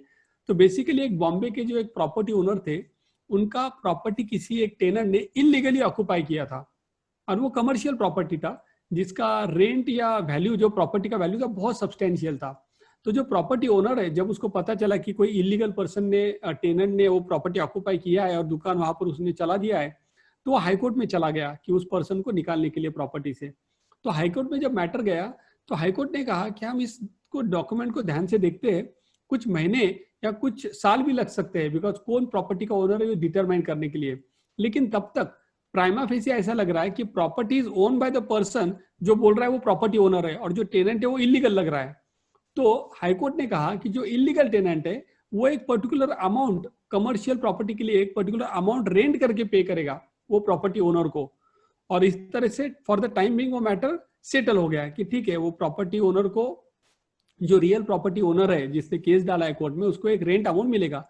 लेकिन इमीडिएटली फिर दूसरा इश्यू आया कि ये जो रेंट अमाउंट मिलेगा उसके ऊपर जीएसटी एप्लीकेबल होगा कि नहीं, बिकॉज ये इश्यू क्या हो गया कि कमर्शियल रेंट तो मिल रहा है प्रॉपर्टी ओनर को, और जैसे हमने कहा पर मंथ जो अमाउंट था रेंट का, let us assume that it is more than few lakhs, से 10 लाख पर मंथ प्रॉपर्टी का रेंट का अमाउंट मिल रहा है उसको एट डैमेज या पेनल्टी करके, जब तक मैटर हाईकोर्ट में पेंडिंग है। तो इश्यू ये आ रहा था कि जो 10 लाख रुपए प्रॉपर्टी ओनर को मिल रहा है उसके ऊपर उसने जीएसटी पे करना चाहिए क्या, बिकॉज जो प्रॉपर्टी है वो कमर्शियल प्रॉपर्टी है, बराबर है। रेसिडेंशियल प्रॉपर्टी रहते तो इश्यू नहीं था, लेकिन कमर्शियल प्रॉपर्टी है। तो ये मैटर में अगेन जो प्रॉपर्टी ओनर ने हाईकोर्ट में अगेन उसने हाईकोर्ट का दरवाजा नॉक किया और पूछा कि इसके ऊपर टैक्स आएगा क्या, जीएसटी आएगा क्या, बिकॉज जो मुझे अमाउंट मिल रहा है वो रेंट नहीं है, वो मुझे डैमेज मिल रहा है या पेनल्टी मुझे मिल रहा है, बराबर है। बिकॉज मैं तो इस पर्सन को कभी प्रॉपर्टी रेंट पे नहीं देना चाहूंगा, मैं तो रात इसको बाहर निकालना चाहता हूँ, लेकिन आपके ऑर्डर के तहत वो मुझे एक अमाउंट पे कर रहा है, बराबर है। जब वो अमाउंट पे करना रोक देगा या जब ये डिसाइड हो जाएगा कि मैं प्रॉपर्टी ओनर हूं तो मैं तो उसको निकालने वाला हूँ, ये सब फैक्ट को मद्देनजर रखते हुए हाईकोर्ट ने, बॉम्बे हाईकोर्ट ने बाई मामूबाई ट्रस्ट में स्पेसिफिकली मेंशन किया कि जो अमाउंट पे किया जा रहा है वो रेंट नहीं है, वो rather it is amount being paid by the tenant to the property owner towards illegal occupation of the property. तो इसको सप्लाई फॉर कंसिडरेशन नहीं कहा जाएगा। बेसिकली ये आप कह सकते हैं कि there is no reciprocal agreement between both the parties and that's where ये जो ट्रांजैक्शन है उसके ऊपर जीएसटी नहीं आएगा। तो दोस्तों आपने देखा कि यहाँ पर ये केस में कंसिडरेशन यानी कि पैसा इन्वॉल्व था, लेकिन फिर भी जीएसटी आया नहीं। यानी हाईकोर्ट ने स्पेसिफिकली कहा ये ट्रांजैक्शन में because there is no supply for consideration, so पैसा अमाउंट भी दिख रहा है, कंसिडरेशन दिख रहा है, there is no supply for consideration, that's why GST यहाँ पर नहीं आएगा। तो एक इंपॉर्टेंट जजमेंट है दोस्तों, और इसके बारे में और भी काफी सारे इसके ऊपर हमको लगता है कि अगले 2020-21 में जजमेंट्स आते रहेंगे। तो जहां पर भी डैमेजेस, पेनल्टी, इस टाइप के वर्ड्स आएंगे तो आप ये देख सकते हो कि वेदर ये जजमेंट आपके केस में आप अप्लाई कर सकते हो क्या, नहीं कर सकते हो। बहुत बार लोग ये कहते हैं कि एक शेड्यूल 2 करके जीएसटी एक्ट में, वहां पर तो लिखा है tolerating an act is liable to GST करके। तो दोस्तों आप ये भी देखिएगा, ये जजमेंट में बॉम्बे हाईकोर्ट ने ये सब पॉइंट डिस्कस किए, उन्होंने ये सब पॉइंट डिस्कस करने के बाद ही जजमेंट दिया है। और हमारा तो ये कहना है कि 1 फरवरी 2019 के बाद जब जीएसटी एक्ट अमेंड हुआ उसके बाद शेड्यूल 2 का जो पर्पज है जो जीएसटी एक्ट में है सेक्शन 7 को में जो जिसका मेंशन है शेड्यूल 2, ये शेड्यूल 2 बेसिकली क्लासिफिकेशन शेड्यूल है, या डिक्लेयर्ड या डीम्ड सर्विस वाला शेड्यूल नहीं है। आपने देखा रहेगा सर्विस टैक्स एक्ट में सेक्शन 66E करके था जिसको डिक्लेयर्ड या डीम्ड सर्विस कहा जाता था, लेकिन जीएसटी एक्ट में ऐसा कोई डीमिंग सेक्शन या डीमिंग शेड्यूल नहीं है। जो शेड्यूल है it is only about classification, और ये हाईकोर्ट में ये बात एक्सेप्ट की और हाईकोर्ट ने कहा कि जीएसटी जो अमाउंट मिल रहा है इलीगल ऑक्यूपेशन के लिए उसके ऊपर जीएसटी नहीं लगेगा। तो ये एक इंपॉर्टेंट बात आप ध्यान में रखिएगा कि जो वर्ड सप्लाई है, कंसिडरेशन है, इसके ऊपर काफी आगे डिबेट और डिस्कशन होगा। एडिशनली दोस्तों और एक बहुत इंपॉर्टेंट जजमेंट आया है जो अगेन सप्लाई फॉर कंसिडरेशन के कंटेक्स्ट में है, और वो जजमेंट है आपको सबको पता रहेगा, बहुत सेलिब्रेटेड जजमेंट है, वो है कलकत्ता क्लब का। तो यहाँ पर भी एक इंपॉर्टेंट बात आएगी, आप कहोगे ये कलकत्ता क्लब का जजमेंट तो सर्विस टैक्स रिलेटेड है, उसमें जीएसटी का क्या इंप्लीकेशन है, तो 100% है। और आप कहोगे ये इसमें जीएसटी के साथ कॉन्स्टिट्यूशन का क्या लिंकेज है, तो उसका भी लिंकेज मैं आपको शेयर करता हूँ किस तरह से कलकत्ता क्लब भी कॉन्स्टिट्यूशन से कनेक्टेड है। तो कलकत्ता क्लब जो मैटर था दोस्तों 2019 का, इट्स अ 3 बेंच जजमेंट, बहुत डिटेल जजमेंट है, 85 पैराग्राफ है इसमें, बहुत डिटेल में सुप्रीम कोर्ट ने काफी सारे सुप्रीम कोर्ट के 5 जजमेंट, इंग्लिश लॉ, अलग अलग प्रोविजंस एनालाइज करके ये जजमेंट दिया है, तो काफी डिटेल जजमेंट आप कह सकते हो। यहाँ पर फैक्ट ऑफ द केस जो सुप्रीम कोर्ट के सामने थे वो ये थे कि there are clubs which are typically known as member club. तो मेंबर क्लब में क्या होता है कि कोई भी शेयर होल्डर नहीं रहता है, कोई भी डिविडेंड डिक्लेयर नहीं होता है और कोई भी डिस्ट्रीब्यूशन ऑफ प्रॉफिट नहीं होता है। बेसिकली सब लोग एक साथ आते हैं और एक क्लब बना देते हैं, बराबर है। सो बेसिकली सुप्रीम कोर्ट के सामने ये कहा गया कि जो अलग अलग लोग एक साथ आके मेंबर क्लब बना रहे हैं तो ये एक ही लोग हैं, यानी कि सब मेंबर एक साथ आ गए तो क्लब बन गया, और सब अलग हो गए तो मेंबर बन गए, बराबर है। और हम कोई प्रॉफिट मोटिव के लिए या डिविडेंड के लिए या शेयर होल्डिंग के लिए कोई स्ट्रक्चर ही नहीं है, बिकॉज वो स्ट्रक्चर जो होता है वो प्रोप्राइटरी क्लब में होता है, मेंबर क्लब में वो स्ट्रक्चर नहीं होता है। तो ये जब अलग अलग फैक्ट सुप्रीम कोर्ट के सामने रखे गए तो सुप्रीम कोर्ट ने ऑब्जर्व किया कि एक बेसिक प्रिंसिपल है कि मैं खुद के साथ बिजनेस करके प्रॉफिट नहीं कर सकता हूँ, बराबर है। और इनकम टैक्स में ये प्रिंसिपल को, म्यूचुअलिटी प्रिंसिपल को, जो प्रिंसिपल ऑफ म्यूचुअलिटी है, उसको काफी अच्छी तरह से रिकॉग्नाइज किया गया है। इवन यंग मन एसोसिएशन का जो जजमेंट है उसमें भी इस बारे में डिटेल में डिस्कशन है। तो डिपार्टमेंट के जो अथॉरिटीज थे उन्होंने आर्ग्यू किया, काउंसिल थे, उन्होंने कहा कि आर्टिकल 366(29)F क्लॉज है, ई क्लॉज है, यहाँ पर स्पेसिफिकली मेंबर और क्लब के बारे में बोला गया है कि it is a deemed sale. तो सुप्रीम कोर्ट ने ये सब आर्टिकल वगैरह देख के, इवन डीम्ड सेल का प्रोविजन देख के स्पेसिफिकली कहा कि that in the context of sale tax and even service tax is similar to that, ये कहा कि there is no sale which is taking place, यानी मेंबर और उनका जो क्लब है इन दोनों के बीच में कोई भी सेल नहीं हो सकता है, and they cannot profit from selling to each other. And that's where it was said कि जो डेफिनेशन है, इवन सर्विस टैक्स सर्विस का जो डेफिनेशन है उसको हमको लिमिटेड कंटेक्स्ट में पढ़ना पड़ेगा, और वहां पर ये हमको बोलना चाहिए कि जब भी एक मेंबर उसके क्लब से कोई सर्विस ले रहा है तो practically there is no provision of service which is happening, तो वहां पर सर्विस टैक्स आएगा ही नहीं। तो ये मेंबर क्लब का जो इशू है, यहाँ पर आप देख सकते हो कि जो रेसिडेंशियल वेलफेयर एसोसिएशन रहते हैं वो बेसिकली मेंबर क्लब के दायरे में आ सकते हैं। तो वहां पर based on this judgment they can take a position की टैक्स नहीं लगेगा। लेकिन दोस्तों ये भी आप ध्यान में रखिएगा, ये जजमेंट सर्विस टैक्स लॉ का है, जीएसटी लॉ का नहीं है। ऑल्दो प्रिंसिपल लगभग सेम है, आप इस जजमेंट के ऊपर रिलाई कर सकते हो, लेकिन यहाँ पर आप कुछ बेसिक पॉइंट ध्यान में रखिएगा अगर आपका कोई रेसिडेंशियल वेलफेयर एसोसिएशन है, जब आप उनसे बात कर रहे हो। सबसे इंपॉर्टेंट बात क्या है, बिकॉज हमारे काफी सारे बॉम्बे के क्लाइंट है, बड़े बड़े रेसिडेंशियल वेलफेयर एसोसिएशन है, उन्होंने जब हमसे बात किया ये जजमेंट के बारे में, तो हमने उनको एक इंपॉर्टेंट पॉइंट शेयर किया कि आप अगर जजमेंट की बेसिस पे आप रिलाई करके आप डिसीजन ले लोगे तो इशू ये आएगा, डिपार्टमेंट कहेगा कि ये सर्विस टैक्स का जजमेंट है, जीएसटी का नहीं। सेकंड, आपका जो ऑर्गेनाइजिंग या मेंबर कमेटी रहता है वो लोग चेंज होते रहते हैं, तो बिना वजह पॉलिटिक्स और वो सब इशू में आपका काफी सारा बाकी के इशू आएंगे अगर आप सडनली डिसाइड करोगे टैक्स नहीं पे करना है। तो जो भी डिसीजन लेना है आप क्यूमुलेटिवली साथ में बैठ के लो properly, and then only take a call on this. तो प्रेफरेबली है, जहां तक अगर आपको इनपुट टैक्स मिल रहा है as a residential welfare association, आपके काफी सारे अमाउंट पे अगर इन जीएसटी लगता है, एंड जो कैश में पेमेंट ऑफ जीएसटी अगर कम अमाउंट है, तो we have recommended to them they should continue paying, and if the amount is substantial then they can based on this judgment take a stand not to pay taxes. But जैसे हमने कहा कि ध्यान से देखिएगा कि आपका क्लब कौन सा है, फैक्ट प्रॉपर समझिएगा, and then only based on a proper discussion आप फाइनल कॉल लीजिएगा। Only based on today's discussion PPT वगैरह या ऑनलाइन देख के आप ये कॉल मत लीजिएगा, बिकॉज बाद में इसकी इम्प्लीकेशन हो सकते हैं, बिकॉज ये सर्विस टैक्स का जजमेंट है, जीएसटी का नहीं। एडिशनली आप कहोगे कि ठीक है हमारा कुछ सर्विस टैक्स का मैटर पेंडिंग है जहां पर मैं जजमेंट का यूज कर सकता हूँ क्या, तो 110% आप ये मैटर का रिलेवेंस या रेफरेंस देके सर्टेनली आप बेनिफिट ले सकते हो। तो दोस्तों आप कहोगे कि ठीक है रेसिडेंशियल वेलफेयर एसोसिएशन के बारे में तो समझ गया, लेकिन ये कलकत्ता क्लब का जजमेंट जीएसटी में भी कुछ और पॉइंट पे एप्लीकेबल है क्या? तो 110% दोस्तों मैं आपको ये कहना चाहूंगा कि इसका इम्प्लीकेशन बहुत लॉन्ग टर्म रहेगा। सबसे एक इंपॉर्टेंट जो पॉइंट है अगर आप देखोगे वो ये है कि शेड्यूल 1 करके जो जीएसटी लॉ में है, जिसपे सेक्शन 7 में आपने देखा रहेगा, शेड्यूल 1 में लिखा गया है कि जब मैं सप्लाई करता हूं कुछ चीजों का, जो 4 एक्टिविटी उसमें लिखी गई है, वहां लिखा है कि विदाउट कंसिडरेशन भी वहां जीएसटी आएगा। और जो सीरियल नंबर 2 है वो शेड्यूल 1 का, उसमें जो लिखा है कि supply between two distinct person, supply between two distinct person will be subject to GST if it is covered under schedule 1 serial number 2।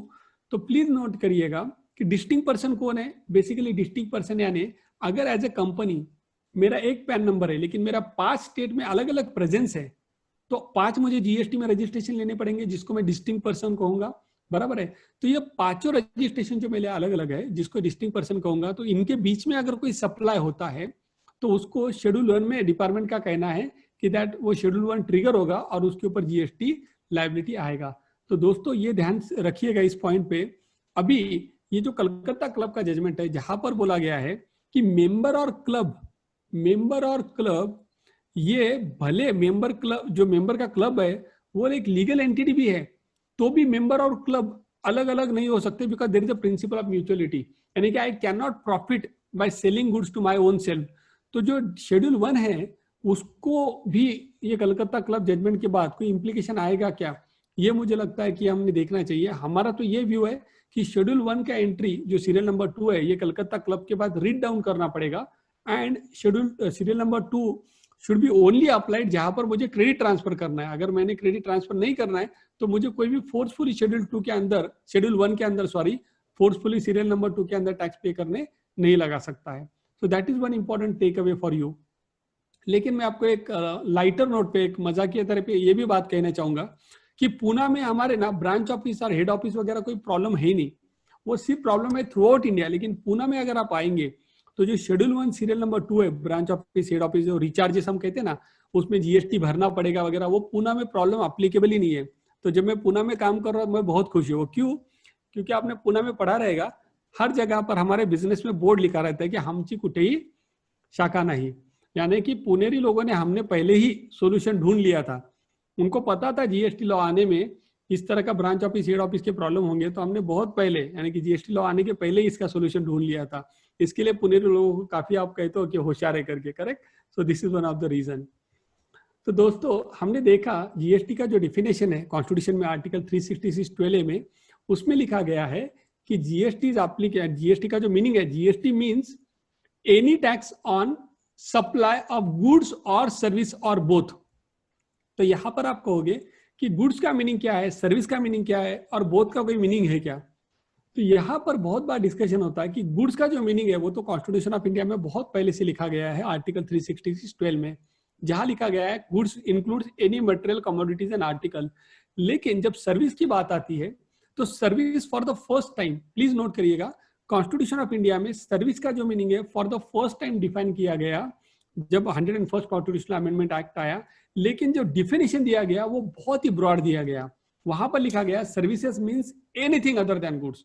तो यहाँ पर प्रॉब्लम एक हो जाता है कि यहाँ पर बहुत बार फिर लोग कहते हैं कि भाई जो मेरा डेवलपमेंट राइट है प्रॉपर्टी के, वो भी सर्विस में आएगा क्या? बिकॉज जो शेड्यूल 3 है जीएसटी एक्ट का, जिसमें सीरियल नंबर 5 है, उसमें तो सिर्फ सेल ऑफ लैंड लिखा है, बराबर है। तो मेरे जो, अगर मैंने डेवलपमेंट राइट किसी को बेचा या दिया, अगर मैंने जेडीए एंटर कर दिया, ज्वाइंट डेवलपमेंट एग्रीमेंट, तो उसको मैं सर्विस ट्रांजैक्शन कहूँ क्या? बिकॉज सर्विस तो बहुत broad definition means anything other than goods. तो यहाँ पर दोस्तों भले कॉन्स्टिट्यूशन ऑफ इंडिया में भी डेफिनेशन जो लिखा गया है उसको हमको ध्यान से समझना पड़ेगा कि वो डेफिनेशन लिखा क्या है। तो पहले हम समझते हैं कि कॉन्स्टिट्यूशन में डेफिनेशन क्या है। It reads as service means anything other than goods. तो पहली बात आप ध्यान रखिएगा, सर्विस का डेफिनेशन बहुत छोटा है, बराबर है, जिसमें अगर आप देखेंगे सिर्फ 6 वर्ड्स है, services means anything other than goods, बराबर। लेकिन एक याद रखिएगा, उसमें सबसे इंपॉर्टेंट पॉइंट ध्यान दीजिएगा, गुड्स के बारे में लिखा है, जब डेफिनेशन आता है गुड्स का, उसमें लिखा है गुड्स इंक्लूड्स, यानी कि गुड्स में क्या क्या इंक्लूड होता है, यानी कि वो इंक्लूसिव डेफिनेशन है। लेकिन सर्विस की बात आती है तो उन्होंने एग्जॉस्टिव डेफिनेशन दिया है। उन्होंने कहा है सर्विसेज मीन्स, यानी कि सर्विस का एक मीनिंग है और वो मीनिंग के दायरे में अगर वो एक्टिविटी आ रही है तो ही आपको उसको सर्विस मानना चाहिए, अदरवाइज नो। अगर उनको सर्विस का डेफिनेशन बहुत ब्रॉड करना होता तो वो भी गुड्स के जैसा सर्विस इंक्लूड्स करके डेफिनेशन देते। सेकंड इंपॉर्टेंट थिंग, जब भी लॉ के बारे में बात आती है, जो ड्राफ्ट्समैन है, जो लॉ बना रहा है, जो लॉ लिख रहा है, उसके पास 1-2 ऑप्शन होते हैं। जब भी वो डेफिनेशन लिख रहा है ना, उसके पास ऑप्शन होते हैं, या तो वो सर्टेनिटी के साथ जाए, यानी वो स्पेसिफिकली बताए कि सर्विस का मीनिंग क्या होता है, या तो वो फ्लेक्सिबिलिटी के साथ जाए, यानी कि जो डेफिनेशन बना रहा है तो या तो सर्टेनिटी को चूज करेगा या फ्लेक्सिबिलिटी को चूज करेगा। तो यहां पर आप देखेंगे उन्होंने फ्लेक्सिबिलिटी को चूज किया है, लेकिन इसका मतलब ये नहीं कि सर्विस का मीनिंग यानी कुछ भी हो जाएगा, बिकॉज यहाँ पर लिखा है एनीथिंग अदर देन गुड्स, बराबर है। तो यहाँ पर एनीथिंग लिखा है, एवरीथिंग नहीं लिखा है, that is second important thing. Additionally other than goods, ये वर्ड्स को भी हमको ध्यान देना चाहिए। बहुत बार लोग कहते हैं service means anything, which is not true. They are saying anything other than goods, यानी जो चीज को आप गुड्स नहीं कहोगे उसको आप सर्विस कहोगे। तो आप कहोगे भैया इमूवेबल प्रॉपर्टी है, उसको मैं गुड्स नहीं कहता, तो इसके लिए वो सर्विस हो जाएगी। तो दोस्तों आप ये भी ध्यान रखिएगा, ये भी आप ध्यान रखिएगा कि जो इमूवेबल प्रॉपर्टी है, बराबर है, उसको अगर आप इस तरह से देखोगे कि इमूवेबल प्रॉपर्टी गुड्स नहीं है तो सर्विस है, then the basic fundamental flaw ये आर्गुमेंट में ये है कि डेफिनेशन में लिखा है एनीथिंग अदर देन गुड्स, यानी डेफिनेशन ये अज्यूम कर रहा है कि या तो वो ट्रांजैक्शन गुड्स है या सर्विस है, बिकॉज गुड्स और सर्विस छोड़ के काफी सारे और भी चीजें होती है। फॉर एग्जाम्पल इमूवेबल प्रॉपर्टी हो सकता है, एक ह्यूमन बीइंग हो सकता है, बराबर है। तो अगर आप कहोगे प्रीतम मौर्य गुड्स है क्या, नहीं, तो प्रीतम मौर्य क्या सर्विस है क्या, बराबर है। तो that means there can be many other thing other than goods also, but we have to see कि is it actually a service, because if it is something like immovable property तो वो cover नहीं होगा। Additionally जहां पर भी government को इस तरह के कोई स्पेसिफिक प्रोविजन ऐड करने होते हैं, अगर उनको लगता है डेवलपमेंट राइट या लैंड इनको ऐड करना है, तो उन्होंने स्पेसिफिकली लिखा रहता है एक्सप्लेनेशन के थ्रू। बिकॉज अगर आप सर्विस का डेफिनेशन का एक्सप्लेनेशन देखोगे सेक्शन 2 सब क्लॉज 102 में जीएसटी एक्ट में कहीं पर भी लिखा नहीं है, कॉन्स्टिट्यूशन में भी नहीं लिखा है, एडिशनली कहीं पर डीमिंग फिक्शन भी नहीं है।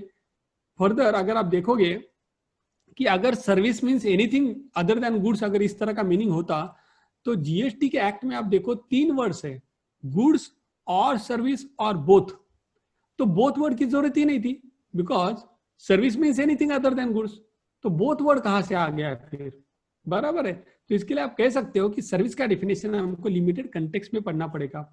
एडिशनली सर्विस ये जो वर्ड है ये पहले डिफाइन भी था ना, ऐसा नहीं कि पहली बार आया है, कॉन्स्टिट्यूशन में पहली बार आया है, लेकिन सर्विस टैक्स लॉ में था, बराबर है। सेक्शन 65 सब क्लॉज 44 में स्पेसिफिकली सर्विस का मीनिंग दिया गया था।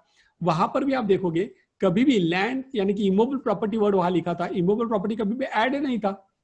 तो इसके लिए अगर गवर्नमेंट को ऐड करना होता इमूवेबल प्रॉपर्टी या राइट्स अटैच टू लैंड तो उन्होंने स्पेसिफिकली लिखा रहता, जो उन्होंने लिखा नहीं है। तो इसके लिए आप कह सकते हो कि development rights will not get covered under the definition of services. Additionally जब आप आर्टिकल 366(12) देख रहे हो, 26A देख रहे हो डेफिनेशन के लिए, आपको कॉन्स्टिट्यूशन के अदर प्रोविजन भी देखने पड़ेंगे। जहां पर जो इंपॉर्टेंट प्रोविजन आता है वो आता है लिस्ट 2 कॉन्स्टिट्यूशन का, जहां पर आपको एक इंपॉर्टेंट एंट्री देखना पड़ेगा, दैट इज एंट्री नंबर 49, जहां स्पेसिफिकली लिखा है taxes on land and building. Additionally अगर आप देखोगे there is one more entry, that is entry number 18 in the state list, जहां पर लिखा है राइट्स अटैच टू लैंड, यानी कि rights attach to land are typically subject matter of the state government. तो उसके ऊपर सेंट्रल गवर्नमेंट और स्टेट गवर्नमेंट दोनों मिला के जीएसटी एप्लीकेबल कर ही नहीं सकता। तो ये सब आर्ग्यूमेंट के ऊपर अगर आपने देखा रहेगा, आपको एग्री हुआ रहेगा अभी कि दैट टिपिकली जब भी आप देख रहे हो डेफिनेशन सर्विस का, it has to be read in the context. You cannot say that service means everything other than goods, and even development rights, which are typically connected with immovable property or land, they will get connected. At least as far as we as professionals are concerned, in our view, we hold this view that development right may not get covered under the definition of services. दोस्तों इसके साथ हमारा जो article 246A का discussion है वो खत्म होता है। अभी हम दूसरे कुछ इंपॉर्टेंट आर्टिकल्स के बारे में बात करते हैं कॉन्स्टिट्यूशन के, और एडिशनली जो अपना ट्रान का क्रेडिट है जहां पर आर्टिकल 300A एप्लीकेबल होता है, वो सब भी पॉइंट हम डिस्कस करेंगे अगले कुछ स्लाइड्स में। आर्टिकल 269A आप सबको पता रहेगा कि 246A के अंदर इंट्रा स्टेट यानी कि जब एक स्टेट के अंदर ट्रांजेक्शन होता है तो जीएसटी लगता है। आर्टिकल 269A में इंटर स्टेट ट्रांजेक्शन पे जीएसटी लगता है। लेकिन यहाँ पर एक दोस्तों आप ध्यान रखिएगा कि बहुत बार क्या होता है कि एक सर्विस प्रोवाइडर जो रहता है इंडिया में, वो फॉरेन क्लाइंट को सर्विस देता है, बराबर है, और अगर उसने सर्विस दे दिया तो एज ए चार्टर्ड अकाउंटेंट आपका समझो यूएस में कोई क्लाइंट है, तो आपने उसके साथ काम कर लिया और आपने उसको 1 करोड़ रुपए का बिल रेज कर दिया 1 CR का। अभी होता क्या है कि वो 1 CR आपको फॉरेन करेंसी में उसने पैसा दिया नहीं, बिकॉज उसकी प्रॉब्लम आ गया, आपको पता है कोरोना की वजह से उसको चैलेंजेस आ गए। तो क्वेश्चन आएगा कि आपने 1 करोड़ का बिल रेज कर दिया, बराबर है, और उसने पैसे दिए नहीं, तो आपको आईजीएसटी पे करना है क्या, बिकॉज कन्वर्टेबल फॉरेन एक्सचेंज मिला नहीं। या एडिशनली आप ये भी सिचुएशन ले सकते हो कि फॉर एग्जांपल कि पैसे मिले हैं लेकिन INR में पैसे मुझे मिले हैं, तो उसके ऊपर आईजीएसटी आएगा क्या। तो यहाँ पर ध्यान दीजिएगा दोस्तों, जो आर्टिकल 269A है बात क्या कर रहा है, वो इंटर स्टेट के बारे में, it is not talking about inter countries. ये बहुत ध्यान से देखिएगा, वर्ड स्टेट लिखा है, कंट्री नहीं लिखा है। इसके लिए आप ये देखिएगा कि जब भी कोई पर्सन आउटसाइड कंट्री को अगर कोई सर्विस दे रहा है तो ये आर्गुमेंट लिया जा सकता है कि 269A के अंदर आप आईजीएसटी उसको लगा ही नहीं सकते हो। यानी बहुत फंडामेंटल आर्गुमेंट है, लेकिन ये इंपॉर्टेंट आर्गुमेंट है। एडिशनली अगर आप देखोगे जो एक्सप्लेनेशन है 269A को, वहां पर स्पेसिफिकली इंपोर्ट के बारे में बात किया गया, एक्सपोर्ट के बारे में बात ही नहीं किया। तो ये भी आप आर्गुमेंट ले सकते हो कि एक्सपोर्ट रिलेटेड में आप आईजीएसटी लगा ही नहीं सकते हो। और ये भी ध्यान रखिएगा दोस्तों कि जो स्टेट का डेफिनेशन है कॉन्स्टिट्यूशन में दिया गया है, it only talks about state which is there in India और union territory with legislature. For example Delhi जो है it is a state with union territory with legislature. तो वो था दोस्तों आपका आर्टिकल 269A. अभी हम आते हैं थर्ड इंपॉर्टेंट मोस्ट आर्टिकल पे कॉन्स्टिट्यूशन का, जो आप सबके लिए रिलेवेंट है. और ये आर्टिकल में हम ध्यान से देखेंगे बहुत सिंपल वाली चीज जो अपने डे टू डे लाइफ में हर किसी ने काम किया रहेगा. उसके ऊपर आपने देखा रहेगा जीएसटी लॉ में 1 जुलाई 2017 के बाद में जब जीएसटी आया, इनिशियली गुड्स और सर्विस का एक ही थ्रेशोल्ड था, बराबर है, 20 लाख रुपए का. लेकिन उसके बाद में गवर्नमेंट ने गुड्स का थ्रेशोल्ड जो बेसिक थ्रेशोल्ड है उसको 40 लाख कर दिया एंड सर्विसेज का जो थ्रेशोल्ड है उसको 20 लाख कर दिया. तो मैं आप सबको एक बेसिक क्वेश्चन पूछना चाहूंगा कि जीएसटी एक्ट में आप दो अलग अलग थ्रेशोल्ड बना सकते हो क्या?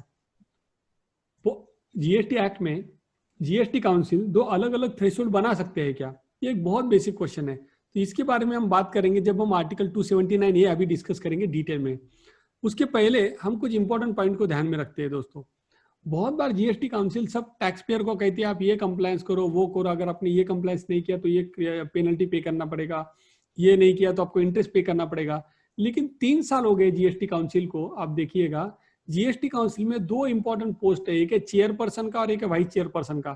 3 साल के बाद भी आज तक वाइस चेयरपर्सन को चुना ही नहीं गया है. यानी कि जीएसटी काउंसिल सब लोगों से एक्सपेक्टेशन करता है कि आप कंप्लायंस बराबर करो, लेकिन जीएसटी काउंसिल खुद देखिएगा अपना खुद का कंप्लायंस करती है क्या? वाइस चेयरपर्सन का चुनाव करना है सब स्टेट वालों को मिलके, लेकिन उन्होंने आज तक कोई भी वाइस चेयरपर्सन चूज नाही किया है. एंड दॅट्स वाय आपण कहते ना को दिव्याखाली अंधार, तर तशी परिस्थिती आहे. आपण सगळ्यांना सांगतो की हे कंप्लायन्स करा, ते करा, ते जीएसटी काउन्सिल, पण स्वतःमध्ये ज्यावेळेस गरज पडते की एखादा व्हाईस चेअरपर्सन चूज करायची तर ती आजपर्यंत सुद्धा ती फुलफिल नाही झालेली आहे. तर आम्ही तसं म्हणतो म्हणजे की ते म्हणतो ना आपण काय, स्वतः सांगे तत्वज्ञान आणि स्वतः उघडे पाषाण, तर तशी वाली परिस्थिती आहे. मित्रांनो आर्टिकल 279A मध्ये आणखी एक इम्पॉर्टंट गोष्ट आम्ही तुम्हाला शेअर करू इच्छितो की जीएसटी मध्ये जीएसटी काउन्सिलच्या रिकमेंडेशन शिवाय एक पत्ता पण हलू शकत नाही, बरोबर आहे. म्हणजे जीएसटी काउन्सिलचे रिकमेंडेशन हे मस्ट आहेत. तर ही जी पॉवर आहे जीएसटी काउन्सिल रिकमेंडेशन देतं, म्हणजे त्यांची मीटिंग होते आधी, बरोबर आहे. मीटिंग झालं की ते रिकमेंडेशन देतात, रिकमेंडेशन झालं की अप्रोप्रिएट नोटिफिकेशन इश्यू होतात किंवा ऍक्ट मध्ये चेंजेस होतात. जीएसटी काउन्सिलचे 1 जुलै 2017 नंतर जवळपास 22 मीटिंग झालेल्या आहेत. टोटल तशा 40 मीटिंग झाल्या. जीएसटी येण्याच्या आधी 18 आणि जीएसटी आल्यानंतर 22 मीटिंग झाल्यात. तर या 22 मीटिंग मध्ये जीएसटी आल्यानंतर जीएसटी काउन्सिलने वेगवेगळे रिकमेंडेशन दिलेत आणि तुम्ही बघाल तर रिकमेंडेशन जवळपास सगळ्या गोष्टीबद्दल म्हणजे सल्ले त्यांनी सगळ्या गोष्टीबद्दल दिले. त्याच्यामुळे सगळं जे काही प्रोव्हिजन आहे जीएसटी ऍक्टचं, आयजीएसटी ऍक्टचं, रूल्सचं रेग्युलरली त्यामुळे चेंज होत गेलं. तुम्ही बघितलं असाल इव्हन जीएसटी ऍक्ट मध्ये सुद्धा जीएसटी काउन्सिलच्या रिकमेंडेशन बद्दल भरपूर ठिकाणी डिस्कस केलेलं आहे. जर तुम्ही बघाल सेक्शन 9 मध्ये जर तुम्ही जाल तर तिथे सुद्धा म्हणलेलं आहे की जे रेट्स आहेत जीएसटी मधले, बरोबर आहे, ते रेट जे आहेत ते नोटिफाय करेल. कोण करेल notify? On the recommendation of GST council. म्हणजे प्रत्येक ठिकाणी जीएसटी ऍक्ट मध्ये काही पण जर व्हायचं असेल तर प्रॅक्टिकली तुम्हाला काय इम्पॉर्टंट लागतं? सगळ्यात महत्वाचं that is you need to have a recommendation of the GST council. त्यामुळे जीएसटी काउन्सिलच्या रिकमेंडेशन नंतरच एखादी गोष्ट होऊ शकते. ऍडिशनल तुम्ही बघितलं असेल जे पण जीएसटी मधलं नोटिफिकेशन येतं तिथं स्पेसिफिकली लिहिलेलं असतं on recommendation of the GST council. म्हणजे जीएसटी काउन्सिलने रिकमेंडेशन दिल्यानंतरच ऍक्ट मध्ये, नोटिफिकेशन मध्ये, रूल्स मध्ये चेंजेस होऊ शकतात किंवा इव्हन सर्क्युलर सुद्धा लिटरली काउन्सिलच्या रिकमेंडेशन नंतरच प्रॅक्टिकली येऊ शकतं. इथे एक महत्वाची गोष्ट तुम्ही लक्षात ठेवा मित्रांनो की तुम्ही म्हणाल की जीएसटी काउन्सिलचं रिकमेंडेशन आपण बोलतोय, पण जीएसटी काउन्सिलला रिकमेंडेशनची पॉवर कुठून येते? तो मित्रांनो जो जीएसटी काउंसिल की जो पावर है वो आता है आर्टिकल 279A सब क्लॉज 4 से. यहाँ पर स्पेसिफिकली आप ये ध्यान रखिएगा, यहाँ पर लिखा है the GST council shell make recommendation, correct. तो ये रिकमेंडेशन करेगा, किसके ऊपर करेगा रिकमेंडेशन? अगर आप डी क्लॉज पढ़ेंगे, threshold limit of turnover below which goods and services में बी एग्जम्प्टेड. तब ये क्लॉज डी ध्यान से पढ़िएगा और मुझे बताइए चैट बॉक्स में या कमेंट बॉक्स में आप बताइए ध्यान से पढ़ के कि गुड्स और सर्विस के लिए अलग अलग थ्रेशोल्ड जीएसटी काउंसिल डिसाइड कर सकता है क्या? बिकॉज एज ऑफ नाउ आपको पता है गुड्स के लिए 40 लाख का थ्रेशोल्ड है और सर्विसेज के लिए कितने का थ्रेशोल्ड है? 20 लाख का. तो अलग अलग थ्रेशोल्ड आप बना सकते हो क्या? आर्टिकल 279A देखिएगा, बराबर है. आर्टिकल 279A देख के मुझे बताइएगा कि अलग अलग आप थ्रेशोल्ड बना सकते हो, कि आपके चैट बॉक्स में आप कमेंट कर सकते हो। ध्यान से पढ़िएगा डी क्लॉज जो आपके स्लाइड में दिख रहा है। तो अगर आप चाय वगैरह पी रहे हो तो थोड़ा कप बाजू में रख के कमेंट कर सकते हैं।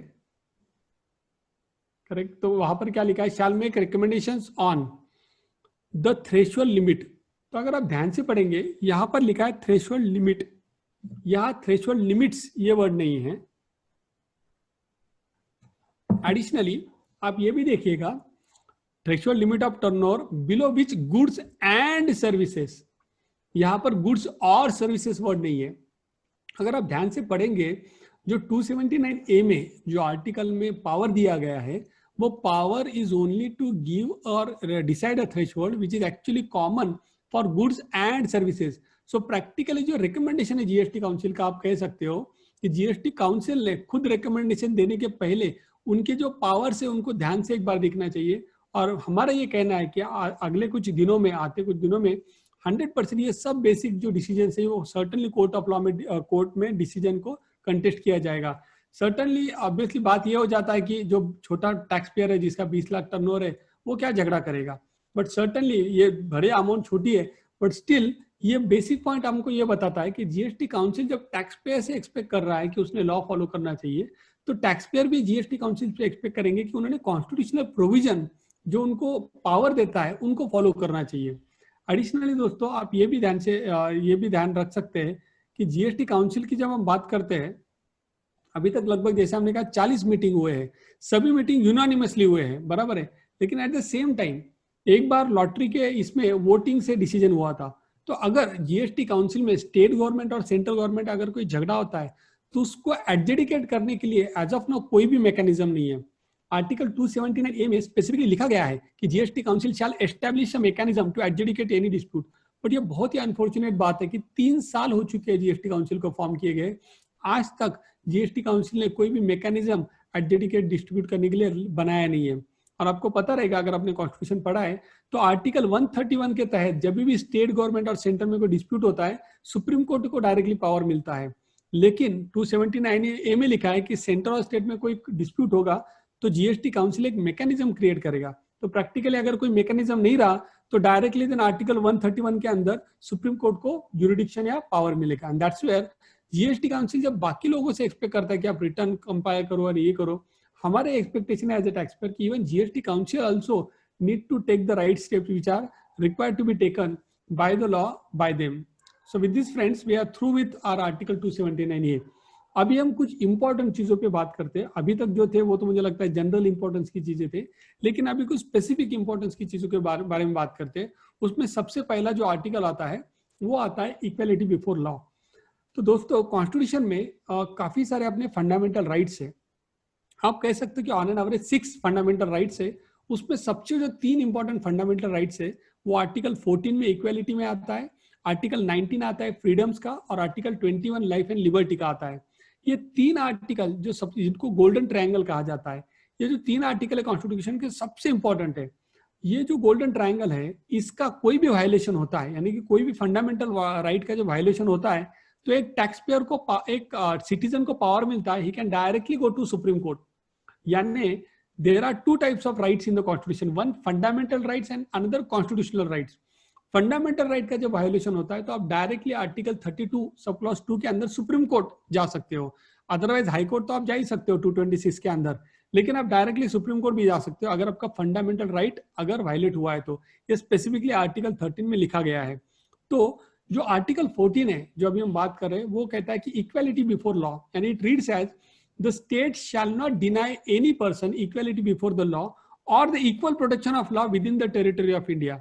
यानी कोई भी आर्बिट्री ऑफ लॉ नहीं बना सकते हो प्रैक्टिकली, बराबर है। आप 2 नॉन इक्वल को इक्वल ट्रीटमेंट नहीं दे सकते हो, बराबर है। 2 नॉन इक्वल को आप इक्वल ट्रीटमेंट दे नहीं सकते हो, एंड 2 क्या कहते हैं कि इक्वल को आप नॉन इक्वल ट्रीटमेंट दे नहीं सकते हो। तो ये बहुत इंपॉर्टेंट प्रिंसिपल है। तो आप कहोगे कि आर्टिकल 14 है लेकिन जीएसटी में हमारे लिए क्या इंपॉर्टेंस है उसका।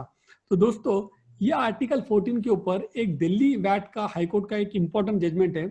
इसके फैक्ट अगर आप देखेंगे एग्जैक्टली जो जीएसटी एक्ट में आपको चैलेंज रहेगा राइट नाउ वो और इसके फैक्ट एग्जैक्टली सेम है। जीएसटी लॉ में आपने section 16 sub clause 2 sub clause C पढ़ा रहेगा, जिसमें लिखा गया है कि जब तक आपका वेंडर जिससे आपने गुड्स खरीदे हैं, जब तक वो वेंडर गवर्नमेंट को टैक्स एक्चुअली पे नहीं करेगा, तब तक आप इनपुट टैक्स क्रेडिट नहीं क्लेम कर पाएंगे। ये सेक्शन 16(2)(c) में लिखा है, बराबर है। तो बहुत बार क्या हो जाता है कि काफी सारे जो व्यापारी है, जो एक्चुअली जेन्युइन व्यापारी है, जो बराबर धंधा करते हैं, लेकिन प्रॉब्लम क्या हो जाता है कि जिस पर्सन से उन्होंने गुड्स खरीदे हैं वो जीएसटी पे नहीं करता है। तो वहां पर प्रॉब्लम हो जाता है कि भैया एज अ बायर मैंने तो जिससे खरीदे हैं वो रजिस्टर था जब मैंने खरीदे, जिस तारीख को, जिस डेट पे मैंने उससे लिए, मैंने इनवॉइस भी उससे लिया है और मैंने उसको जीएसटी के साथ उसको टोटल पेमेंट कर दिया है।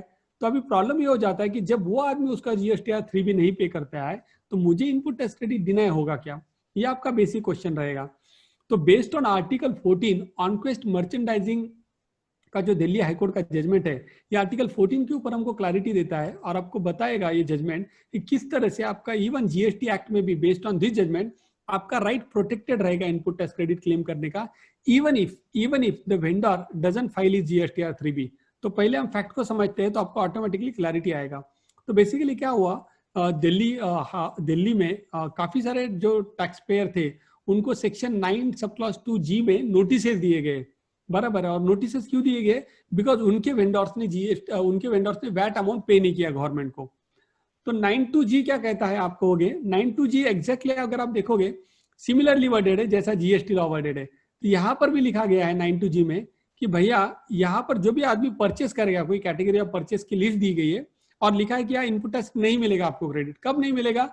Unless and until the dealer pays tax amount to the government.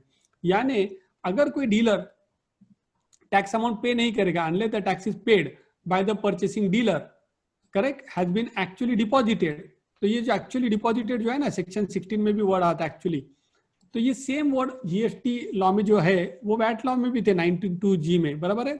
तो ये पॉइंट के बेसिस पे वैट अथॉरिटीज ने जो बायर है उनका क्रेडिट डिनाई कर दिया, बोला कि आप जिससे परचेस किया उसने टैक्स डिमांड नहीं किया। इवन नेचुरली आपको पता है कि कोई नोटिस वगैरह कुछ मिलता नहीं, अपॉर्चुनिटी ऑफ पर्सनल हियरिंग भी मिला नहीं। तो जो बायर है ऑनक्वेस्ट मर्चेंडाइजिंग, उन्होंने हाईकोर्ट में पिटीशन डाल दिया इन्वोकिंग आर्टिकल 14 एंड 19(1)G, जो हमने आर्टिकल 14 डिस्कस किया। तो based on this particular point high court के कुछ इंपॉर्टेंट ऑब्जर्वेशन आए। उन्होंने कहा कि जब एक बायर परचेस कर रहा है goods, he is a genuine buyer, जब वो बाय कर रहा है तो उसने वो पर्सन का रजिस्ट्रेशन नंबर चेक किया, वो पर्सन प्रॉपर्ली रजिस्टर्ड था वैट के अंदर, उसने टैक्स इनवॉइस लिया तो उसको वो भी प्रॉपर्ली दिखा। तो ये बायर जो है वो एंटिसिपेट कर ही नहीं पाएगा कि जिसको मैं अमाउंट पे कर रहा हूं वो टैक्स भरेगा क्या नहीं। तो it is impossible for him to practically anticipate, बराबर है। सेकंड इंपॉर्टेंट थिंग जो है दिल्ली हाईकोर्ट ने बोला कि भैया जो बायर है, बराबर है, बायर की तरफ से तो कोई डिफॉल्ट नहीं है, उसने इनवॉइस बराबर लिया, रजिस्टर्ड पर्सन से माल परचेस किया, अलॉन्ग विद वैट उसको अमाउंट पे कर दिया वो सेलर को। तो बायर का तो डिफॉल्ट नहीं, डिफॉल्ट किसका है? सेलर का है। तो पेनल्टी जो है वो सेलर को लगनी चाहिए, बायर जो है उसको क्यों पेनल्टी लगनी चाहिए? बिकॉज किसी और का डिफॉल्ट है यहाँ पर, बराबर है, किसी और का डिफॉल्ट है, तो यहाँ पर प्रैक्टिकली बायर को तो पेनल्टी लगनी नहीं चाहिए। तो ये सब बेसिक पॉइंट के ऊपर, एंड यहाँ पर ये भी लिखा गया हाईकोर्ट के जजमेंट में कि जो आर्टिकल 14 है ये वायलेट हो जाएगा अगर हम इस तरह से ट्रीटमेंट करेंगे। तो यानी कि करेगा कोई और भरेगा कोई और, ये थोड़ी चलेगा लॉ में। Because there is a principle of law also, basic law, that for somebody else's default I can not be made liable, बराबर है। और यहाँ पर ये भी एक इंपॉर्टेंट एस्पेक्ट है कि जो इस तरह के जो प्रोविजन वैट लॉ में इंट्रोड्यूस किए गए, जीएसटी लॉ में इंट्रोड्यूस किए गए हैं, यहाँ पर ये भी आपने ध्यान देना चाहिए कि बेसिकली ये प्रोविजन क्यों कहे गए। जो महालक्ष्मी ट्रेडर का जो जजमेंट है, काफी सारे लोगों ने ये महालक्ष्मी ट्रेडर के बारे में बात किया रहेगा और मुझे भी पता है कि महालक्ष्मी ट्रेडर के बारे में हर कोई बात करेगा, लेकिन यहाँ पर आप ध्यान रखिएगा दोस्तों, ऑनक्वेस्ट मर्चेंडाइजिंग में महालक्ष्मी ट्रेडर के जजमेंट के ऊपर भी बात की गई है। स्पेसिफिकली उन्होंने, अगर आप महालक्ष्मी ट्रेडर का जजमेंट देखेंगे उसमें पैराग्राफ 48 और पैराग्राफ 55 है, बराबर है। तो जो पैराग्राफ 48 और 55 हो वो बेसिस पे बहुत बार काफी सारे लोग कहते हैं कि क्रेडिट नहीं मिलेगा। लेकिन दोस्तों ये एक बात ध्यान रखिएगा, ये जो ऑनक्वेस्ट मर्चेंडाइजिंग का जजमेंट है उसमें महालक्ष्मी ट्रेडर का जजमेंट को भी ध्यान से देखा गया और उसको रिस्पेक्टफुली उन्होंने कहा कि we don't agree with those observation. और उन्होंने क्यों कहा वो मैं आपको बताता हूँ। यहाँ पर उन्होंने एक पॉइंट रेज किया कि पहली बात जो सबसे इंपॉर्टेंट है, मैं आपको दिखाता भी हूँ कि महालक्ष्मी ट्रेडर्स में जो ऑब्जर्वेशन है, स्पेसिफिकली अगर आप पैराग्राफ 48 और 55 देखोगे, वहां पर Maharashtra state government itself specifically agree किया था that they are going to go against the defaulters, they are going to go against the defaulters. तो वो बेसिस पे बॉम्बे हाईकोर्ट ने, और वो जो महालक्ष्मी ट्रेडर का अगर आप जजमेंट देखेंगे, महालक्ष्मी कॉटन का, ये जजमेंट में मैक्सिमम हवाला ट्रेडर का बात हो रहा था यहाँ पर। तो जो हवाला ट्रेडर है उसको तो 100% क्रेडिट मिलने का बात ही नहीं होना चाहिए, उसको तो डिस्कशन या डिबेट की जरूरत ही नहीं है। हम किसके बारे में बात कर रहे हैं? हम जेन्युइन बायर के बारे में बात कर रहे हैं कि भैया मैंने जिससे माल परचेस किया, मैंने टैक्स इनवॉइस देखा, सब बराबर है, मैं धंधा कर रहा हूँ, मैंने गुड्स परचेस किए, गुड्स भी आए मेरे पास, लेकिन उसके बाद अगर वो वेंडर पे नहीं कर रहा है तो then I can not be penalise. तो महालक्ष्मी कॉटन का जजमेंट भी रहेगा, but still it has to be read appropriately. वो जजमेंट में जैसे हमने कहा हवाला डीलर्स थे, तो हवाला डीलर जो चोर है उसको आप जेन्युइन डीलर के साथ कंपेयर नहीं कर सकते, वहां पर आर्टिकल 14 वायलेट हो जाएगा। एंड एडिशनली ये जो हाईकोर्ट का जजमेंट है, ये छोड़ के बाकी काफी सारे जजमेंट आए हैं, इवन अराइज इंडिया का सुप्रीम कोर्ट का जजमेंट है, जहां पर भी कहा गया है कि किसी और का वायलेशन रहेगा, जैसे कि अगर आपका वेंडर है उसने टैक्स नहीं पे किया तो आपको एज अ बायर उसका क्रेडिट डिनाई करने का गवर्नमेंट को राइट ही नहीं है। बट मैं ये आपको बात हाईलाइट करना चाहूंगा, ये जजमेंट है आपके फेवर में, सुप्रीम कोर्ट में भी अराइज इंडिया का जजमेंट आपके फेवर में है, लेकिन वैट अथॉरिटी तो certainly they are bound by their own law. उनको जब कमिश्नर या कोई भी उनके सीनियर ऑफिसर कहोगे नोटिस निकालना है, उनको निकालना ही पड़ेगा। तो वहां पर as a consultant, as an advocate, as a chartered accountant आपको डिसाइड करना है। अगर समझो अमाउंट 25-50 हजार है तो सर्टेनली आप कहोगे कि it is not worth fighting for, लेकिन अगर अमाउंट लैक्स में है तो आपको certainly you have a right to rely on this judgment and then you can contest this particular matter. And certainly as far as our reading of the law goes, हमको लगता है कि सर्टेनली ये benefit के ऊपर आप ये judgements के ऊपर आप बेनिफिट ले सकते हो।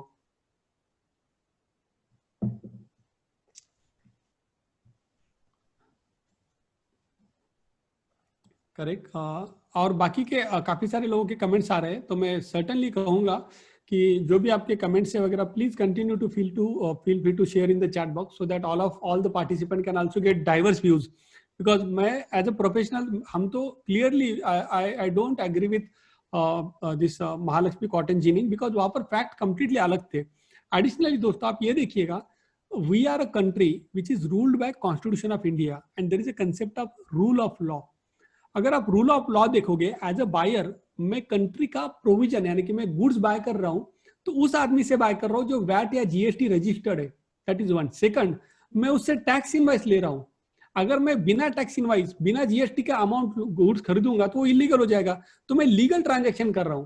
तो जो पर्सन लीगल ट्रांजेक्शन कर रहा है उसको आप इनपुट टैक्स क्रेडिट डिनाई करके अगर आप उसको ये कर रहे हो, पिनलाइज कर रहे हो, और जो इलीगल ट्रांजेक्शन कर रहा है बिना इनवॉइस का ले रहा है उसको आप एडवांटेज दे रहे हो, so is it right? That is one. Second, GST law में ये स्पेसिफिकली लिखा गया है कि मुझे वेंडर को 180 दिन के अंदर पेमेंट करना ही है अगर मुझे राइट क्लेम करना है क्रेडिट। तो अगर मैंने उसको 180 डेज में पेमेंट कर दिया और एमएसएमई को तो 45 डेज में पे करना है, तो मैंने तो पेमेंट कर दिया as per law of the land, तो मुझे कहां से पता चलेगा कि उसने रिटर्न फाइल किया है कि नहीं?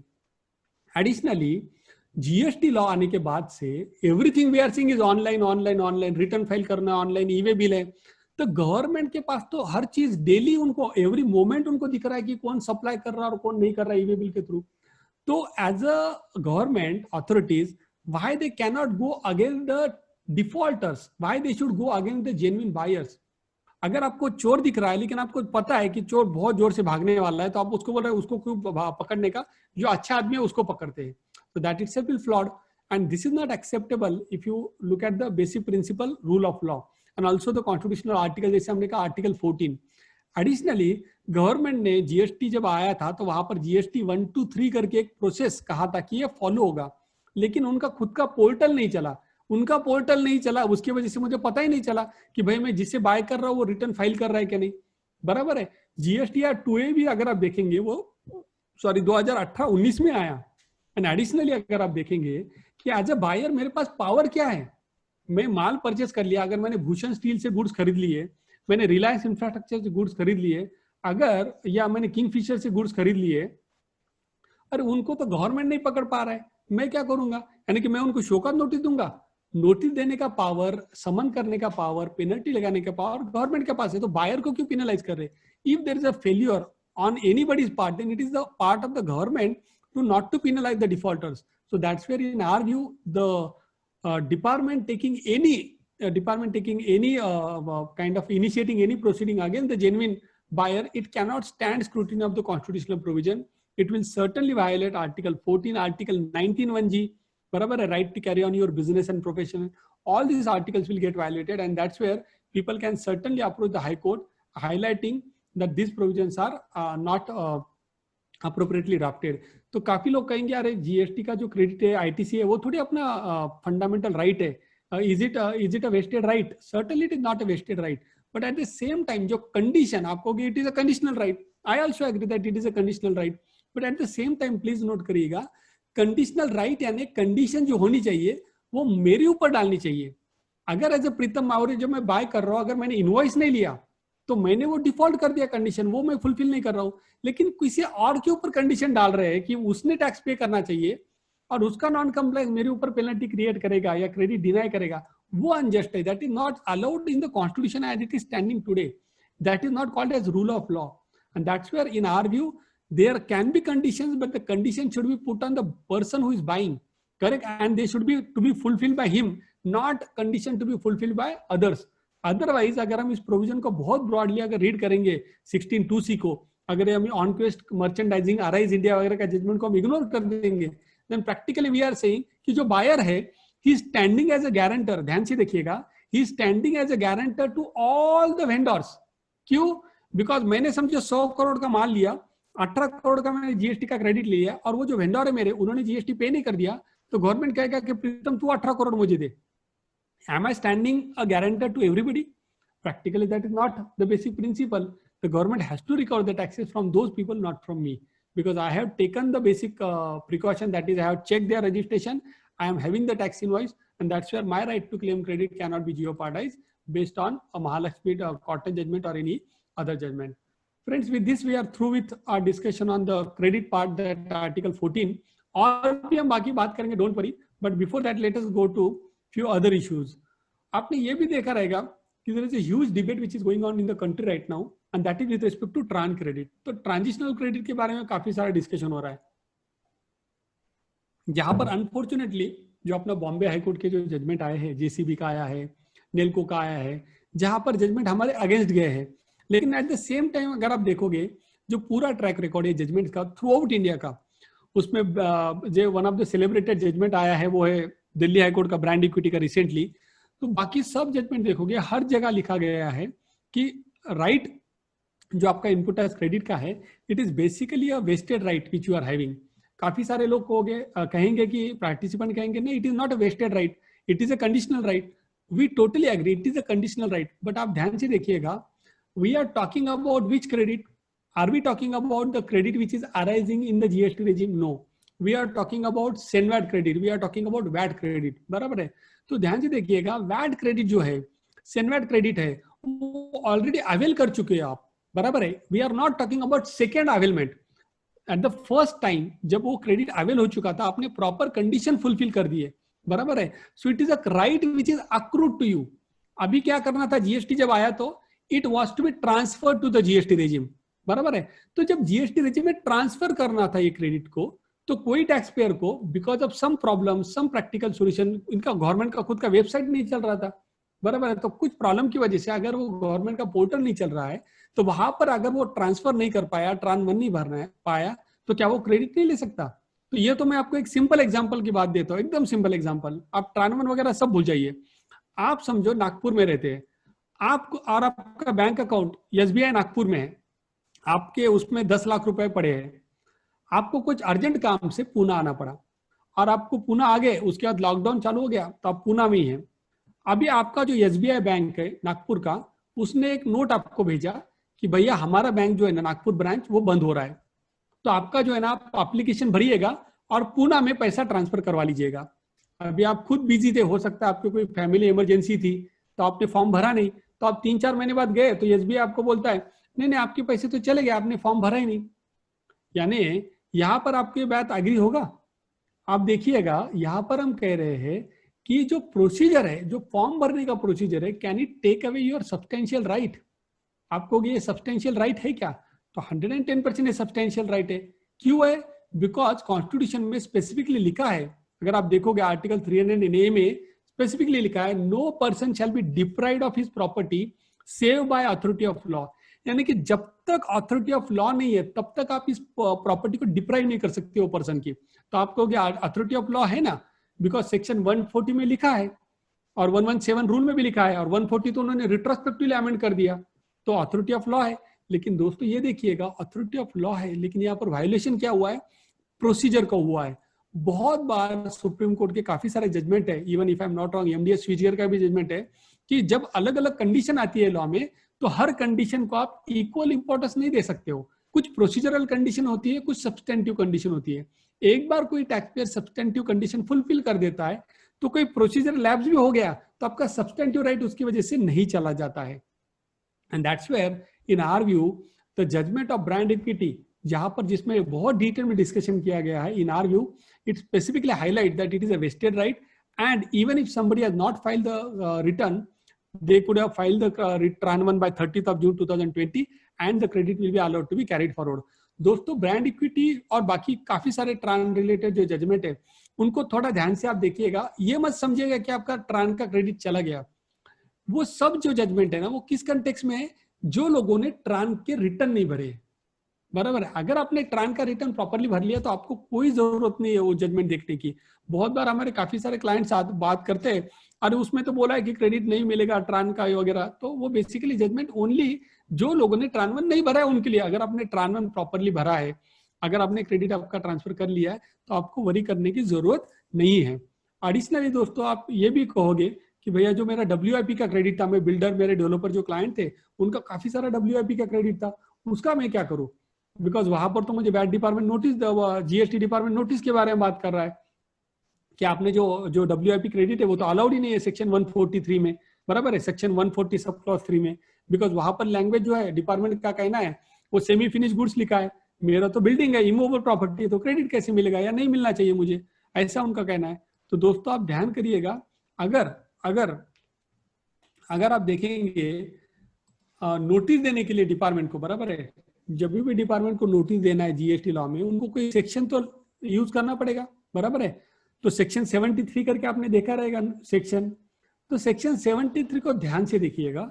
सेक्शन 73 में लिखा है, अगर आप देखेंगे, where it appears to the proper officer that any tax has not been paid, short paid और erroneously डिफेंडेड और where input tax credit has been wrongly availed और यूटिलाइज्ड। तो अगर डिपार्टमेंट का कहना है कि भैया आप बिल्डर हो, आपने ये WIP का क्रेडिट नहीं लेना चाहिए था, बराबर है, आपने ITC जो लिया है वो रॉन्गली लिया है, तो मैं आपको नोटिस देता हूँ। नोटिस किस में देगा डिपार्टमेंट, आपको सेक्शन 73 में, बराबर है। तो 73 में जब नोटिस देगा तो आप ये ध्यान रखिएगा, नोटिस दे रहा है इनपुट टैक्स क्रेडिट के लिए, लेकिन इनपुट टैक्स क्रेडिट जो है ना वो सेक्शन 2 सब क्लॉज 62 में डिफाइन किया गया है इनपुट टैक्स करके। तो इनपुट टैक्स का मतलब क्या होता है, अगर आप पूरा सेक्शन पढ़ेंगे 2 सब क्लॉज 62 तो आपको ध्यान में आएगा ट्रान 1 का जो ट्रांजिशनल क्रेडिट है वो आपका इनपुट टैक्स क्रेडिट है ही नहीं, वो ट्रांजिशनल क्रेडिट है। तो उसके लिए सेक्शन 73 में आप नोटिस ही नहीं दे सकते हो, बिकॉज इनपुट टैक्स क्रेडिट का जो मीनिंग दिया है उन्होंने लिखा है मीन्स करके, it is only credit of CGST, SGST, IGST and all. उन्होंने ट्रान 1 का क्रेडिट करके सेक्शन 2 सब क्लॉज 62 में लिखा ही नहीं है। तो प्रैक्टिकली अगर आपको नोटिस भी आएगा WIP का, डोंट वरी, ये स्टैंड ही नहीं कर पाएगा notice, that is one. Second, WIP का हमारा ये व्यू है कि WIP जो है वर्क इन प्रोग्रेस जो था आपका उस टाइम का क्रेडिट आपको पक्का मिलेगा उसका। क्यों? बिकॉज डिपार्टमेंट ने खुद कहा है कि अंडर कंस्ट्रक्शन प्रॉपर्टी जब आप बेचने वाले हो, बराबर है, तो आपको GST पे करना है। एडिशनली आपका जो भी कंप्लीटेड यूनिट है उसके ऊपर रूल 42, रूल 43 में आपको रिवर्सल भी करना है। तो प्रैक्टिकली डिपार्टमेंट कह रहा है कि जो भी आपका अंडर कंस्ट्रक्शन प्रॉपर्टी बिकेगा उसके ऊपर GST पे करना है, 42, 43 में रिवर्सल भी करना है। दैट मीन्स जो भी आपका WIP है उसका भी आपको क्रेडिट मिलेगा, बिकॉज डिपार्टमेंट ने कहीं पर भी ये नहीं किया है GST एक्ट में कि जो पहले कंस्ट्रक्शन हो गया है वो बाद में बेचा तो भी उसके ऊपर GST नहीं आएगा। That is not the provision. The provision specifically says and that 140 subclause 3 is only for works contractor and a builder is a works contractor. So practically you can take a position that WIP credit is entitled, I am entitled to claim the credit. Second, you can also say कि section 73 या किसी में मुझे notice भी नहीं दिया जा सकता है। तो दोस्तों ये हमारा होगा इनपुट टैक्स रिलेटेड प्रोविजंस, और आपने देखा रहेगा यहाँ पर आर्टिकल 300A हमने डिस्कस किया। अभी हम और कुछ इंपॉर्टेंट जजमेंट से उसके बारे में बात करते हैं and then we will open the floor for Q&A because अभी तक हमारे पास 20 मिनट बचे हैं। तो लगभग 2 या 3 में इंपॉर्टेंट जजमेंट डिस्कस करना चाहूंगा। तो जब हम बात करते हैं जजमेंट्स की, तो जैसा हमने डिस्कस किया कि 101st कॉन्स्टिट्यूशनल अमेंडमेंट एक्ट आया। तो ये कॉन्स्टिट्यूशनल अमेंडमेंट एक्ट आया ना, तो जब भी कोई अमेंडमेंट होता है तो there is one particular provision known as saving provision. GST act अगर आप पढ़ेंगे तो सेक्शन 174 करके प्रोविजन है जिसमें जो ओल्ड सर्विस टैक्स लॉ है, जो एक्साइज लॉ है, उसके प्रोविजन को सेव कर दिया है। लेकिन एट द सेम टाइम जब कॉन्स्टिट्यूशन में काफी सारे जो एंट्रीज डिलीट कर दिए कॉन्स्टिट्यूशन के, जैसे कि एंट्री नंबर 54 अमेंड कर दिया, entry number 84 excise related amend कर दिया, तो उनके रिलेटेड कोई सेविंग प्रोविजन जो थे वो कॉन्स्टिट्यूशन ऑफ इंडिया में इंट्रोड्यूस ही नहीं किए गए। एंड दैट्स व्हेयर अभी डिस्कशन ये हो रहा है कि कॉन्स्टिट्यूशन जो मेन अपना मदरली प्रोविजन है, जो constitution law governing the country है, जिसमें अगर कोई प्रोविजन ही नहीं है right now to levy any service tax, तो आप सर्विस टैक्स को ऑडिट ही नहीं कर सकते हो, बराबर है। एडिशनली सेकंड कहना है कि जो सेल टैक्स का पावर है वो सिर्फ अभी लिमिटेड लिकर और पेट्रोलियम के लिए है, तो बाकी कोई भी चीज का आप ऑडिट नहीं कर सकते हो। इस तरह के आर्गुमेंट लिए जा रहे हैं अलग अलग हाईकोर्ट में। शिन गोल्डन ज्वेल का एक हाईकोर्ट का केरला का जजमेंट आया है, सिंगल बेंच जजमेंट है, फेवरेबल है टैक्स पेयर के नहीं, टैक्स अथॉरिटीज के फेवर में है। लेकिन हमारा ये व्यू है कि सर्टनली ये प्रोविजन हाईकोर्ट में नहीं डिसाइड होगा, ये सुप्रीम कोर्ट में होगा, तो ये मैटर आगे जाएगा। और हमको ये यानी कि वी आर अवेयर कि कुछ मैटर्स में सुप्रीम कोर्ट में जाने का भी बात हो रहा है। और जब हम सेविंग के बारे में बात करते हैं तो कॉन्स्टिट्यूशनल प्रोविजन जब भी अमेंड किए जाते हैं तो सेविंग क्लॉज कॉन्स्टिट्यूशन में भी होता है। अगर आप आर्टिकल 277 देखेंगे, आर्टिकल 372 देखेंगे, तो स्पेसिफिकली कॉन्स्टिट्यूशन में भी सेविंग प्रोविजन इंट्रोड्यूस किए गए। अनफॉर्चुनेटली जब जीएसटी आया तब कॉन्स्टिट्यूशन में कोई सेविंग प्रोविजन है नहीं, तो इसके लिए ये एक मैटर ऑफ डिबेट सर्टेनली होने वाला है। और एक इंटरेस्टिंग इशू जो अलग अलग हाईकोर्ट में अभी सामने आ रहा है वो ये है कि स्टेट गवर्नमेंट को वैट एक्ट अमेंड करने का भी पावर है क्या, बिकॉज वैट लॉ तो चला गया, लेकिन कुछ स्टेट गवर्नमेंट अभी भी वैट लॉ को अमेंड करना चाहते हैं। जैसा रिलायंस के केस में गुजरात हाईकोर्ट ने एक जजमेंट दिया है, तो गुजरात का जो वैट लॉ है उसको गुजरात गवर्नमेंट को अमेंड करना था। आपको जीएसटी रेजिम में क्यों उनको अमेंड करना है, तो उन्होंने 2018 में एक अमेंडमेंट निकाला थ्रू सेक्शन 84A, और उन्होंने कहा कि गुजरात वैट एक्ट में कुछ हमको अमेंडमेंट करना है, बिकॉज जो असेसमेंट ईयर 8-9 के कुछ ये थे, असेसमेंट 8-9 रिलेटेड मैटर्स थे, तो वहां पर लिखा गया था कि 3 साल के अंदर अपने नोटिस देना चाहिए था। बट हुआ क्या, ये जो मैटर था 8-9 का, वो गुजरात हाईकोर्ट में फेवरेबल डिसीजन दिया रिलायंस को, लेकिन सुप्रीम कोर्ट में वो टर्न हो गया डिसीजन 2017 में। तो गुजरात में जो वापस जजमेंट के बाद मैटर निकला, तो गुजरात गवर्नमेंट को अमाउंट रिकवर करना था रिलायंस से, लेकिन अमाउंट रिकवर करने के लिए टाइम तो चला गया था, बिकॉज 3 साल के अंदर ही नोटिस दे सकते हैं। तो 2018 में इन्होंने सेक्शन 84A रिट्रोस्पेक्टिवली अमेंड करना चाहा, तो उसके कंटेक्स्ट में गुजरात हाईकोर्ट ने स्पेसिफिकली जजमेंट दिया और कहा कि अभी जीएसटी आने के बाद कॉन्स्टिट्यूशन में सेक्शन जो आपका आर्टिकल 54 है वो तो अभी अमेंड हो चुका है, और जो आपको पावर है वो स्टेट गवर्नमेंट को पावर है आर्टिकल 246A में, जो अभी हमने डिस्कस किया। तो article 246A is with respect to GST, it is not with respect to a VAT law, and that's where आपको रिट्रोस्पेक्टिवली अभी वैट लॉ अमेंड करने का पावर ही नहीं है। एंड दैट्स वेयर जो अमेंडमेंट है 84A, वो कहा गया कि वो अल्ट्रा वायरस है, it is beyond the competence of the state legislature. तो आप देख सकते हो कि अभी ये जो पॉइंट है काफी सारे हाईकोर्ट में डिस्कस होगा। अगर स्टेट गवर्नमेंट ऑफ महाराष्ट्र को भी कुछ अमेंड करना है प्रोविजन, तो I think all these amendments will be question based on this judgement.